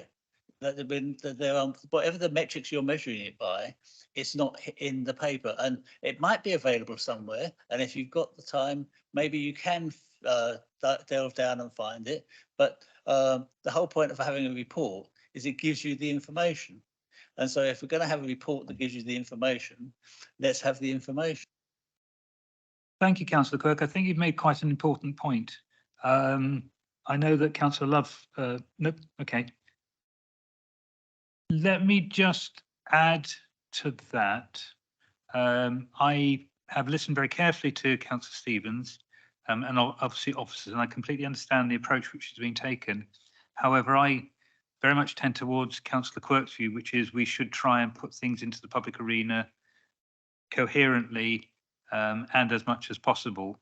And I'd like to ask the committee members whether they consider that they feel that we would like an update for this report containing the information that councillor Quirk has just outlined. Can I ask for your consideration of that briefly, councillor Ward? Councillor Love? Thinking about, I'm quite happy with the report, if I'm really honest about it, because it is what you said it was. It's an updated report. I think the thing is that we don't want to spend more and more time on reports and reports and reports when we haven't got the officer time and all the rest of it. I think the thing is that we just need the basic details. That's about it. Bearing in mind that this is all surrounded by data protection and all kinds of other things which make it complicated and might mean that we can't have that information. So if you can give us whatever information you want, but please don't spend a lot of time on it because, you know, we haven't got the officers anymore. They're not there. Thank you. I'll press the right button eventually, sorry. Thank you, councillor. Councillor Lever, do you have anything to add to that? Okay. I don't think we have consensus of views at this stage. I would certainly prefer to see information in the same way that we have just received that information on the skills, which is going to be really helpful. Additional information. I'm not overwhelmed by the amount of paperwork that I've that I'm receiving for this committee, probably because I've got long history of dealing with very, very large pieces of documents. So additional information would be welcome. Right, we're going straight back to the report itself. I was just. Apologies, apologies, Councillor Stevens, I didn't, please speak. We will, but we'll take this outside the meeting so that we can discuss what elements you actually want, which are agreeable to yourself, and what we can actually provide. But I think that to be quite candid, when we bring a report like this to you, the objective should be on the report to say what it says on the label is what you're going to get. Because I think that's the thing, that whether we go into the in depth into the financial aspects and the grading and what have you, that is a different report to what you've got before you. Councillor Stevens, can I add there, we're going to have to disagree. I feel that the report in front of us, as Councillor Quirk, and this is my personal opinion as a councillor, doesn't have quite enough information to help us. And I think that it is up to the committee itself to make it very clear when we feel that we could do with additional information. Whatever report is put in front of us, we're quite happy to, let's say, explore to death. But of course, Councillor Stevens, please. There's no disagreement. I was once chair of Scrutiny. I understand only too well the depths that you want to get into and drill down. But I'm stating that the style in which the paper was written was, as it says in the executive summary, the purpose of the report to inform Cabinet of progress with the council and its partners of what the progress they've made, and not to drill down in and put the whys and wherefores of how they've made those decisions. So I think that we're giving you the course that we're on. We're not giving you the nuts and bolts and holding the ship together. Thank you. Okay, well, if we move back to what we have in front of us then, if I go round to the committee, I've got a few questions certainly, but I always like to give committee members a chance to speak to what we have in front of us. Councillor Ward, do you have some thoughts on what we have in front of us? Thank you, Councillor Ward. Councillor Love? And Councillor Lever? That comes straight back to me then. Damn, I'm trying to palm it off on all of you already, and you're... Okay. If we go through the report, as you may recall, I have spent every single opportunity I've had since I was elected back at the back end of last year to talk about housing, and it is a major problem on the island. So if we go to start with paragraph 21, housing affordability. Could you tell us whether that housing affordability numbers are actually available to us? They're available. Once again, this is put down through to the operational side, which will be through the director and the strategic housing manager, as opposed to political side of the equation, if you like. I don't know if you've got anything to add to that, director, wherever you are. Right behind you. Thank you, Chair. In terms of the housing affordability tool, it has been launched and the island now re-qualifies for social housing grant. We're currently working through with Homes England what that qualification for the social housing grant looks like, which will determine the numbers. When they're available, we'll be in a position to share them. That's most welcome. Thank you.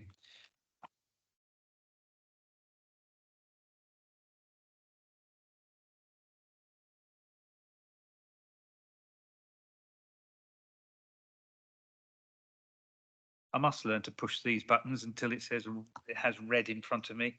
Paragraph 23, homelessness and housing needs. It's one of the critical areas that we look at. we have far too many people on the island who are fit into this category. One of the mentions here is one of the figures that I first managed to get out of council, which is that there were 5 flats for homeless people. And thank you for that information. Do we have any update on what the position is at this stage towards the back end of 2023? At this moment in time, we're still working through the figures. There might well be an increase, be looking at an HMO, etc. So there's still things to take forward. As I say, it's a slow process. Basically, within the local authority, within the Isle of Wight Council, we're pragmatic, but we're responsible with our finances, and we're keeping a balanced view on our budgetary implications, as well as our housing and homelessness. And as you know, the Section 151 officer, in his presentation to all members in August, gave a view that the first year of any business case brought forward for housing would have to wash its face, in his words. Thank you, Councillor Stevens. One of the slight problems I have is that I wasn't in the country or available online to see that presentation. If it could be made available to myself and certainly to the rest of the committee, that would be helpful if they weren't actually at the meeting itself. Just on that. Yeah, if I can come back and just say that it is online, and it's online till the end of October, I believe, so you might well catch it. It's fully recorded, and it's a presentation by Chris Ward, the Section 151 officer, giving his rationale behind how we manage our finances through. There's also, as you're probably aware, the one in September, which is the one by the strategic housing manager, Dawn Lang, and that was on the state of play and the current position on housing. So there's two teams meetings recorded online, which you could go in and avail yourself to and find out what the situation is, all online. Thank you for pointing out my inadequacies. I will make sure that I deal with those and speak to my fellow councillors about that. I understand that Councillor Kirk would like to add something at this. Just to say that the way it was described by Councillor Stevens is absolutely accurate, and that was exactly what was said in the meeting. Another councillor pointing out my inadequacies. I'm not sure I can cope. Right, can I move on to the strategic priority 1?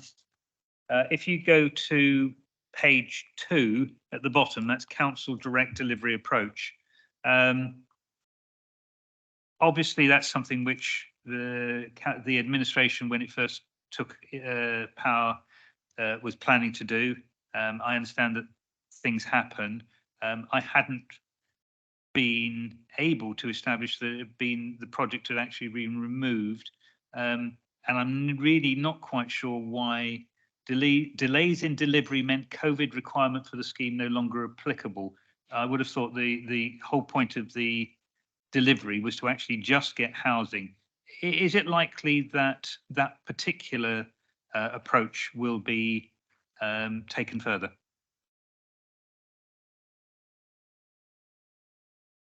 If I can help, the particular one to talk about is the modular, the relocatables, yeah. So the issue with that is when during COVID, there was a relaxation of planning regulations. So basically you could just put some relocatables down in a car park just to help out, But so we started off down that road, and then then as we were moving forward, finding a site, that ability was removed by the government.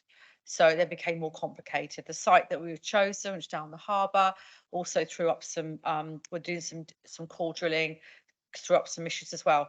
So these things can get complicated. So it got to the point where actually, do you know what? This is going to cost us too much to do this, which was it's for temporary housing.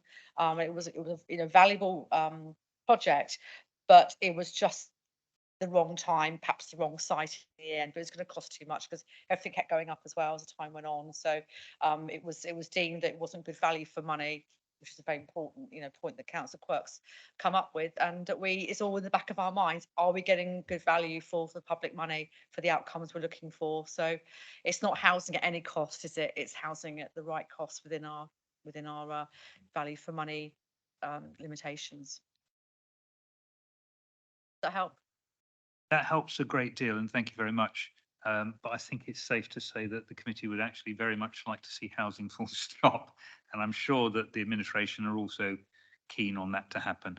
Believe me, it was beyond frustrating. I was pretty upset about it, really, because we put so much work and effort into it. And as Councillor Love's pointed out, we don't have, every resource is precious here. So, but you've got to come to a position where it was stop or go. And have you got evaluated in the cold light of day, which you have to, and it was a stop, unfortunately. Learned a lot from it, I have to say. Learned a lot about modular housing, and that's something that we're still looking at, going down that route, but not in a relocatable way. Thank you very much, Councillor Jones-Evans. I appreciate the thought process behind that. If we can stay with council direct delivery approach and move to page 4, you've got in the top box community-led housing projects, and you move down to other schemes being progressed. First of all, can I suggest, and the rest of the committee may or may not have a view on this, that is something where town councils, community councils and parish councils are encouraged to take and consider some of these. Community-led housing is always going to be one of the most important things that can deliver housing that community actually asks for and wants and supports. And we have far too many housing schemes where large-scale housing schemes where, for instance, affordability is a major problem, and the level of social renting is not sufficient for what we would prefer. So getting to my question, I apologise.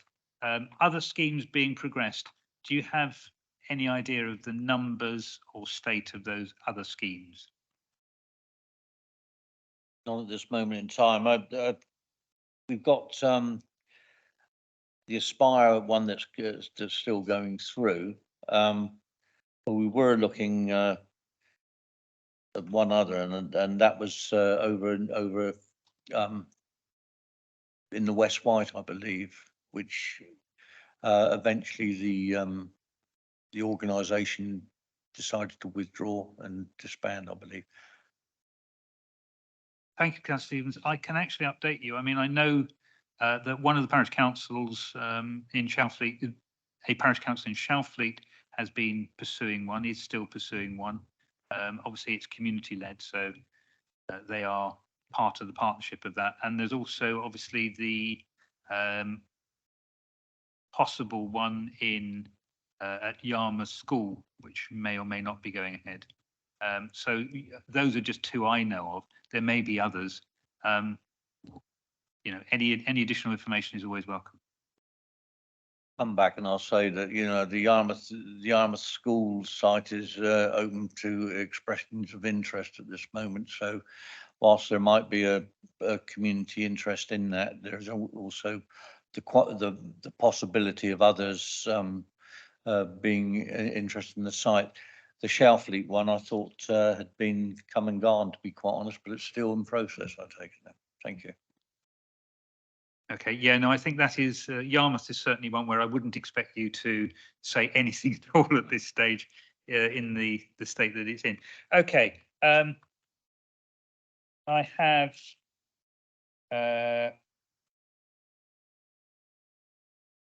if we go to page 7, down the bottom it says special evidence based to challenge government agencies on non-availability of grants, basically because we're looking to do affordable housing at 60% of market level.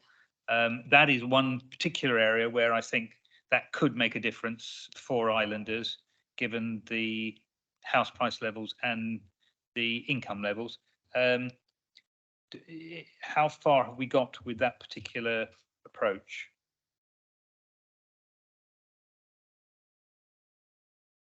Laura, do you know, I say it's complete, but I think we're there with that, aren't we? We are, Councillor Stevens. Yes, that action's been completed. That's what led to the earlier discussion we had around the conversations with Home England now that the Isle of Wight's able to access that particular funding where we're trying to identify the number of housing units. Thank you for answering that. I appreciate that. There is one more. Down to page 20, page 10 of this, or page 32 of the total document. Specifically, the middle one, working with utility companies and other agencies to insulate homes and improve the energy rating of older businesses. It's a very simple question, really. You've got an activity update and you've got 489 measures. What would measures be, i.e. how many houses have we actually insulated?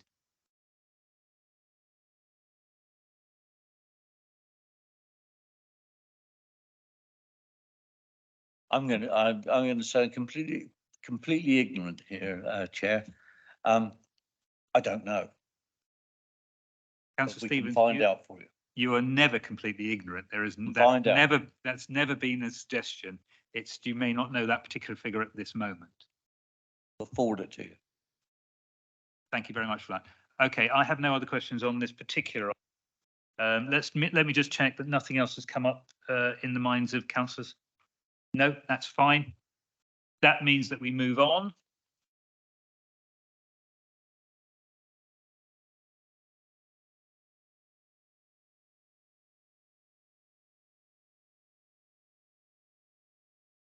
Okay, and so we move on to the committee's work plans.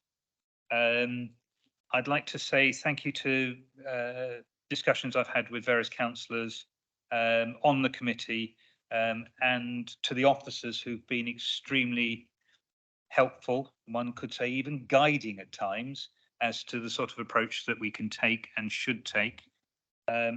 Councillors on committee will be aware that we have a forward-looking work plan. Do you have any comments you wish to make at this stage on what we're considering? This is obviously so that the public will know that, first of all, we are looking at things going forward, and secondly, to sort of get your thoughts in public on what we're trying to do. Shall we start with Councillor Quirk? Well, we've obviously got to add the our IPS special meeting, so that's I assume understood. I think at some stage we should actually look at the neighbourhood plans and how they're being actually delivered. So I think that would be appropriate scrutiny at some stage. Thank you for that. Do any other councillors wish to make a comment at this stage?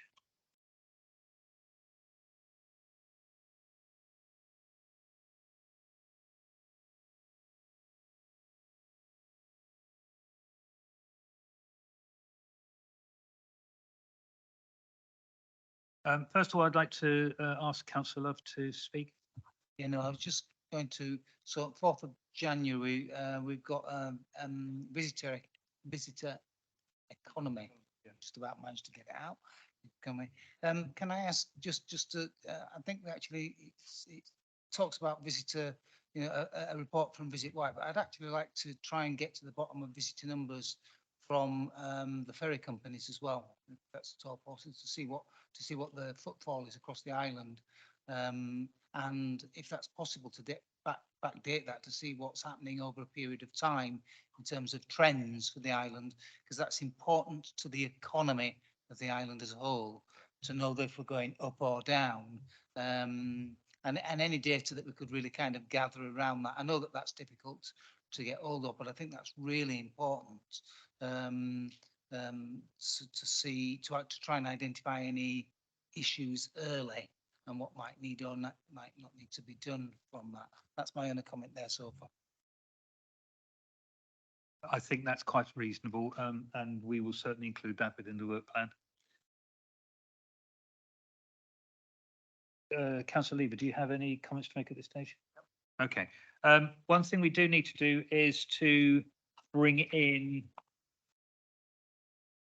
the work plan scoping document, and that is something which is coming up fairly shortly, because obviously it's on the 4th of January.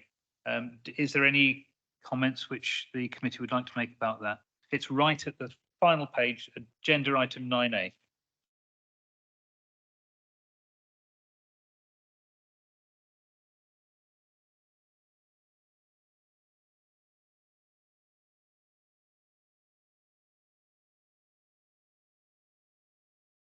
It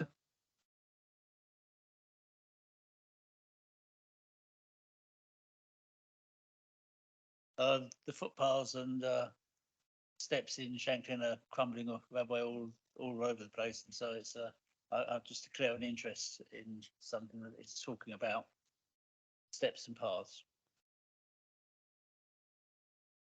Thank you for that, Councillor Quirk. Councillor Ward, do you have any?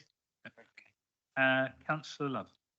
Yeah, I'm just wondering, sorry, I'm looking on the floor plan.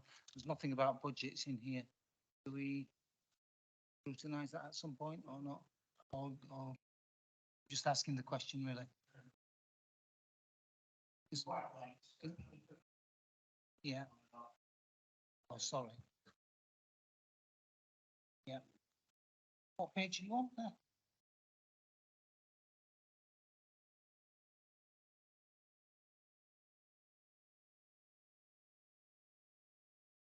Sorry.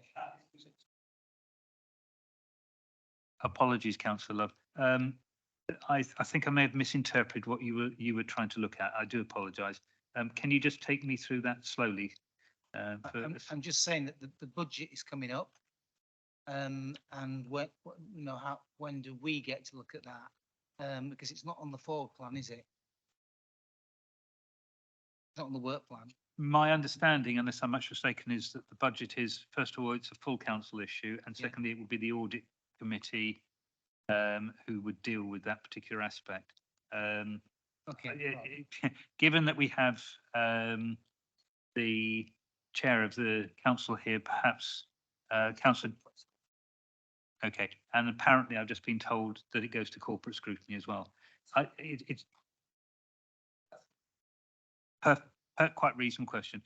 Councillor Jones-Evans, sorry, would you like to add something to that? Thank you, Chair. It was just that one agenda item 9A, the coastal path. I think this is coastal path is absolutely integral for our part of our tourism offer to have a complete coastal path offer, because it's been a long-term aspiration, hasn't it? Let's face it. And I kind of thought we'd have it open by now. So I know, am I misinterpreting which path we talk about? Just our coastal path maintenance, or are you talking about the coastal path, the national coastal path?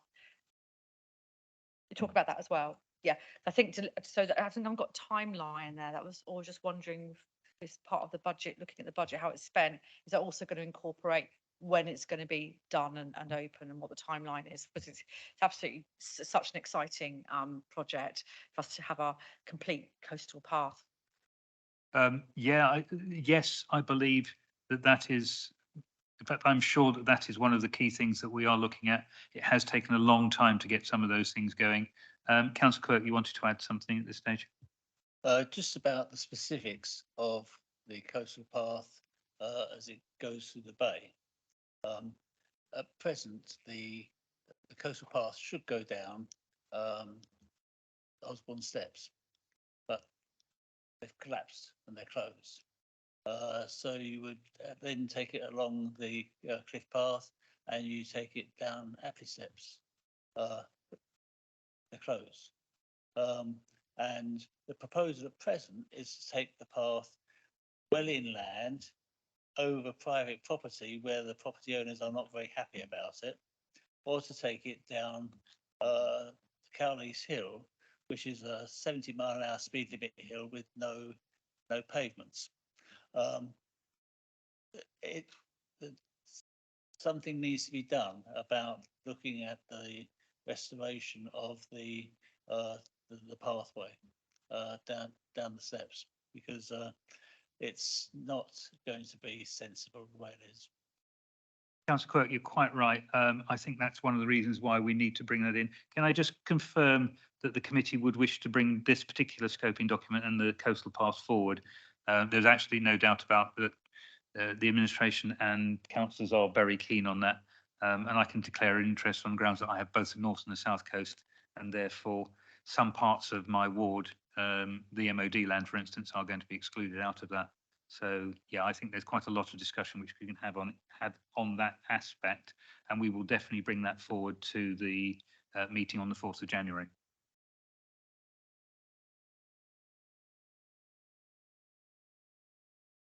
Okay, moving forward, and I'd like to thank everybody for their patience, especially the people who haven't had a chance to speak and perhaps may not have wanted to speak either. We move on to members' questions. First of all, I'd like to say thank you to various people who've joined us online, some of who've left. Do we have any members' questions coming out into this committee, either from outside or within the committee? I have one, you won't be surprised to hear, but if I can go to Councillor Ward first of all. Councillor Quirk? Councillor Love? Councillor Love, you're always welcome to ask after I've, this is not a once and for all. You are the committee members, you can always speak. Thank you anyway. And Councillor Lever. Oh, that's problem, Chair, thank you. Right, it's something which I brought up at full council, and if I mention the word Kingston Marina, which has been mentioned here, one of the issues around that, and it plays into what we've talked about, is how figures come out into the public arena. The question which I asked, and we were talking about commercial confidentiality at the time, was a fairly simple question to try and avoid the issue of breaking into commercial confidentiality. We are getting to that stage where I'm slurring my words, and I promise I haven't had gin in front of me at all. What I was trying to find out at the time, and I'm still concerned about, is Kingston Marina was a purchase which people have opinions about, and it has currently in a position where it may or may not be subject to a bid to buy it. We don't know. Would it be possible for the Cabinet to actually give us an update on that particular issue, perhaps in writing, as to where we are at the moment on Kingston Marina? Can I just clarify, you're talking about Kingston Marine Park, not Kingston Marina, which is a private company, a separate company. Just to clarify that. You're talking about the film studios, big, yeah. Kingston Marine Park, not Kingston Marina. Thank you, Councillor Love. Just, that's. No, entirely right, Councillor Love. I do apologise. I'm just waiting for, I think every councillor's pointed out my inadequacy, so I'm really grateful all the way round. Give you Councillor an update Jones, now if you want. most welcome. Yes, so we talk, well, our outgoing director of Regen was in constant dialogue with with Medina Studios to work through some of the issues that come up. And so so it's last November, the decision to sell to them was made. And in between that time, you know, the deal's just been moved forward, and also trying to, I think, it's not in this paper, I think it might be in the previous update that we gave you from Regen. We've been working with them on various things like, you know, meet the buyers, also working with pre-planning, but also I think there needs to be an appreciation that there's a certain amount of flux in the world at the moment. So materials have gone up, so you have to then look again at, you know, how you're going to build something, and then, you know, the budget to meet that, and of course interest rates and so on. So it's all on track still, just hasn't come to fruition as quickly as we wanted to. But I had a conversation with our lead property officer just 2 weeks ago, and he was I'd spoken to him the day before, so it's all moving forward. So, you know, when I can give you a more substantive update, I will do, of course, but, you know, it's not for me to give the ins and outs of someone else's business. That's that I don't know. I just get updates, and that's all I can say, really. I keep on it, because it's such an important, it's absolutely vital. This film studio is absolutely vital, and, you know, we work at the council to bring films here. In fact, I'm meeting someone next week who is looking to bring a new production to the Isle of Wight, and, you know, the average spend per day with a production company on the island, just for any production, is at least £1,000 a day, and that's just on, you know, getting food in, and it's spent a load of economy. This is a big deal for us, you know, and all the skills that Councillor Love spoke about earlier, the aspirations of our young people. You know, we really, this is a big deal for the island, and we're having, obviously it's part of our film strategy as well, and we're even looking at having a Solent-wide film office as well. So this is really important. It's important to get right. Let's not rush things. Let's get them done right, because you don't want to go off, you know, half-cocked and miss out on the real opportunity. And that's why in the background I've been working on the skills plan as well that we need for that, and the supply chains and getting people ready for it. So there's a lot of work that's been done in the background as well. So, you know, I'm not sure what concerns you have, but if you've got a concern, then do just come to me, and I'll, you know, try and allay them, or certainly answer your question. But, you know, everything's on track, so I can't really say more than that. And we're working really hard. Now that I agree. Okay, thank you for that. We may talk separately about this. Councillor Love, you wanted to add something? Yes, I just want to add that it is absolutely one of those inspirational bits that we talked about.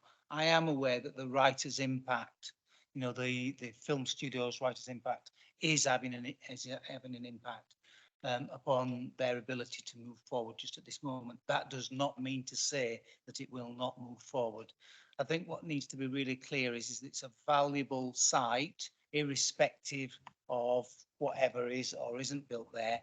And I'm guessing that the council will have some kind of timelines attached to that in terms of stop, move. But I think what's really important is that we have, and I don't know the answer to this, but you will, that we have dedicated officers working closely side by side with them, because it is such an important thing in so many ways. It's not just about the jobs and the inspiration. It is about the Isle of Wight and its promotion and its visibility on the world scene. And so so that's the only bit that I want to say to it. I think it's a wonderful chance, and we've got to do everything that we can, going above and beyond if necessary, to secure it. It's a project that needs nurturing 100%, you know, because it's so important. And it, you know, it's about getting the right value. Previous offer that we had for the site was for zero money. So, you know, go figure that. Might I just inquire, have we had any other interested parties in that site, just out of interest? Not recently, no. But as you rightly said, you know, we have to be pragmatic about these things always. Thank you very much.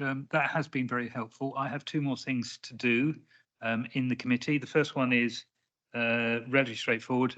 Audit committee, and Councillor Jordan may be able to give some guidance here. Sorry, I wasn't trying to sort of make sure you did have a say in what's going on, but I'm sure you will know. Audit committee passed it through to corporate scrutiny, who passed it on to us, which is very simply, there is a phrase within the audit committee which they were puzzled about, which is what does the reinterpretation of the highways contract actually reference?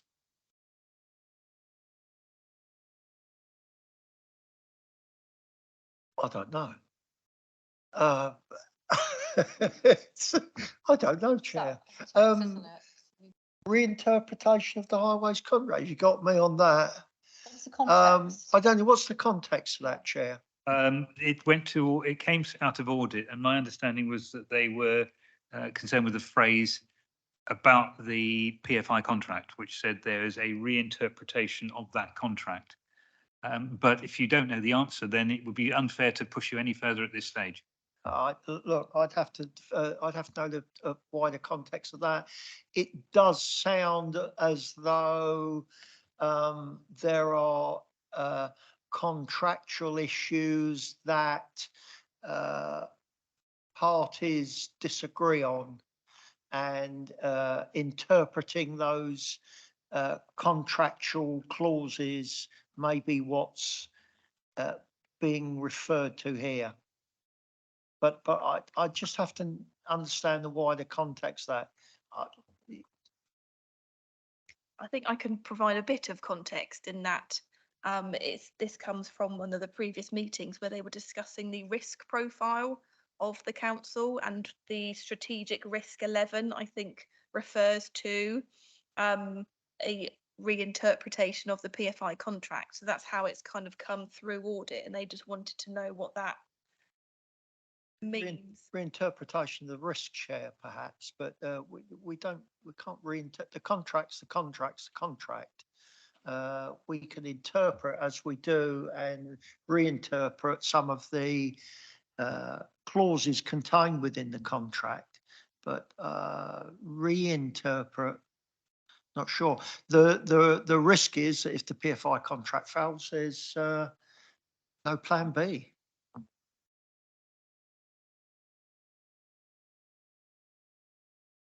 Councillor Jordan, that's for a question which you did not expect. I have to say that was quite a comprehensive answer. So thank you very much.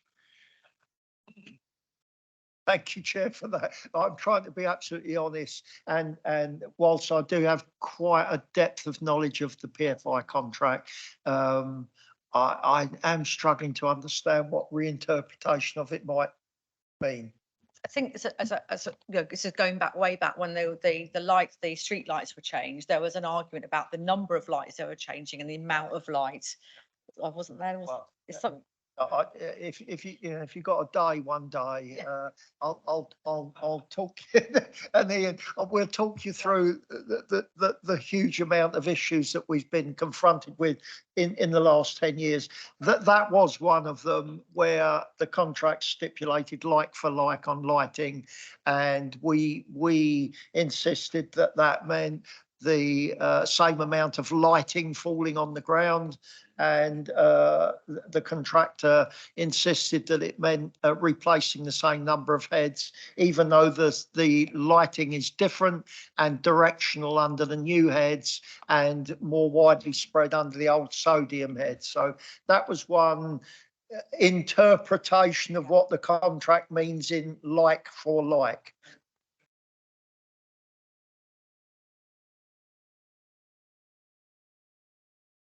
Councillor Wood, would you like to put your? The original contract was set up to be in two phases. You know, the first phase where they were going to bring all the roads up to a given standard.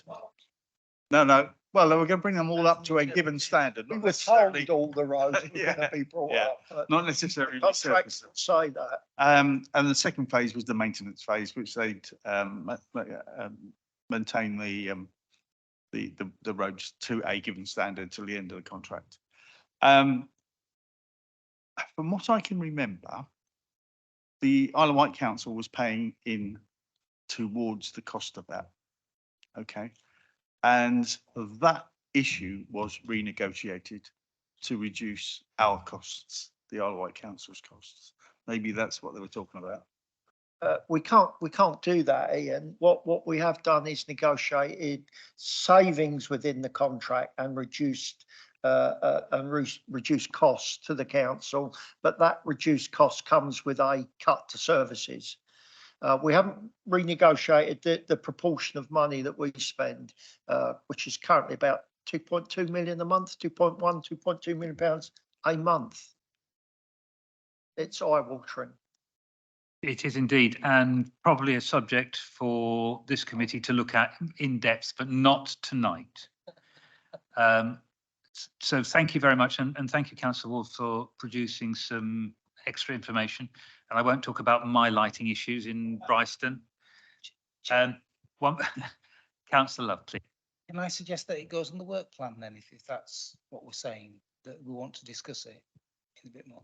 You can indeed, and that's something that we will discuss, and I think that's reasonable to try and put forward, and we'll look at that. Right, we move on to the very final, sorry.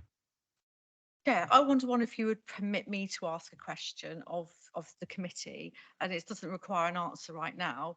As I was a previous member of this committee, and it was just some policy work that was done. It was very good policy work. I just had a question about it. If you would indulge me 1 minute.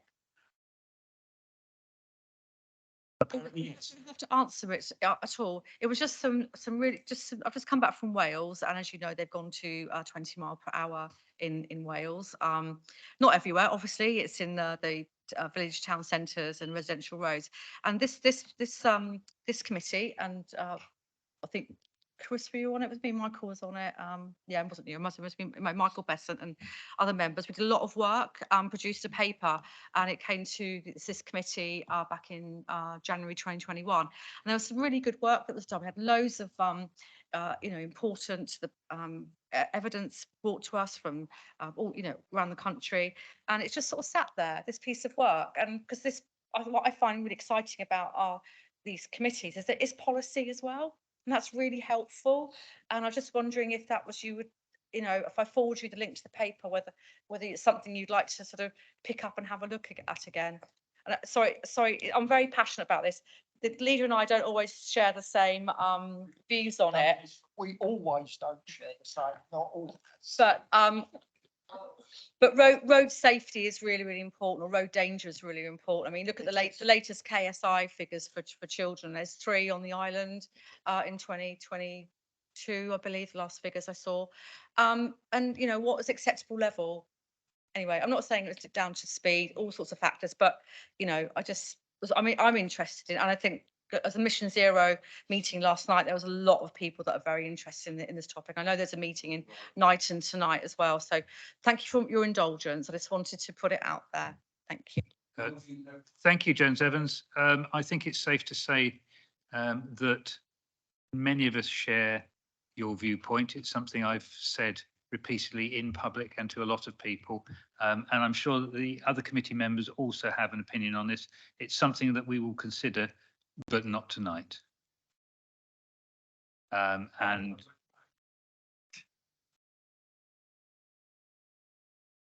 finally, Mike, just if Councillor Jones Evans would allow me 1 minute to explain that in her long journey, and it was a long journey into Wales, particularly slowly as she made her way home. She left the far coast of Wales about 2 weeks ago and got to the border last night.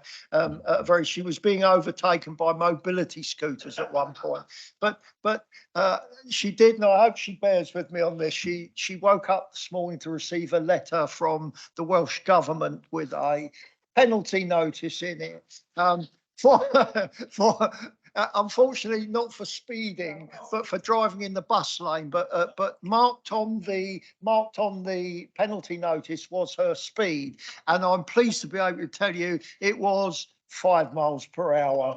So I got horribly lost and ended up in a bus lane. Councillor Jordan, thank you for that additional information. It's always welcome to know that cabinet members do follow the rules off the island as well as on the island. The one final item that we need to deal with very briefly is the name of the committee. Neighbourhoods and Regeneration obviously has now vanished. It has been suggested that we are simply the Communities Committee. It was suggested earlier on, I would suggest that we take that away with us and perhaps consider, because we could talk about the name of the committee for a long time. And actually, I don't really care personally what we're called, as long as we're all here and we're giving decent scrutiny and policy towards the council. So having put that before you, I'd like you to agree that we should hold that over till the next meeting.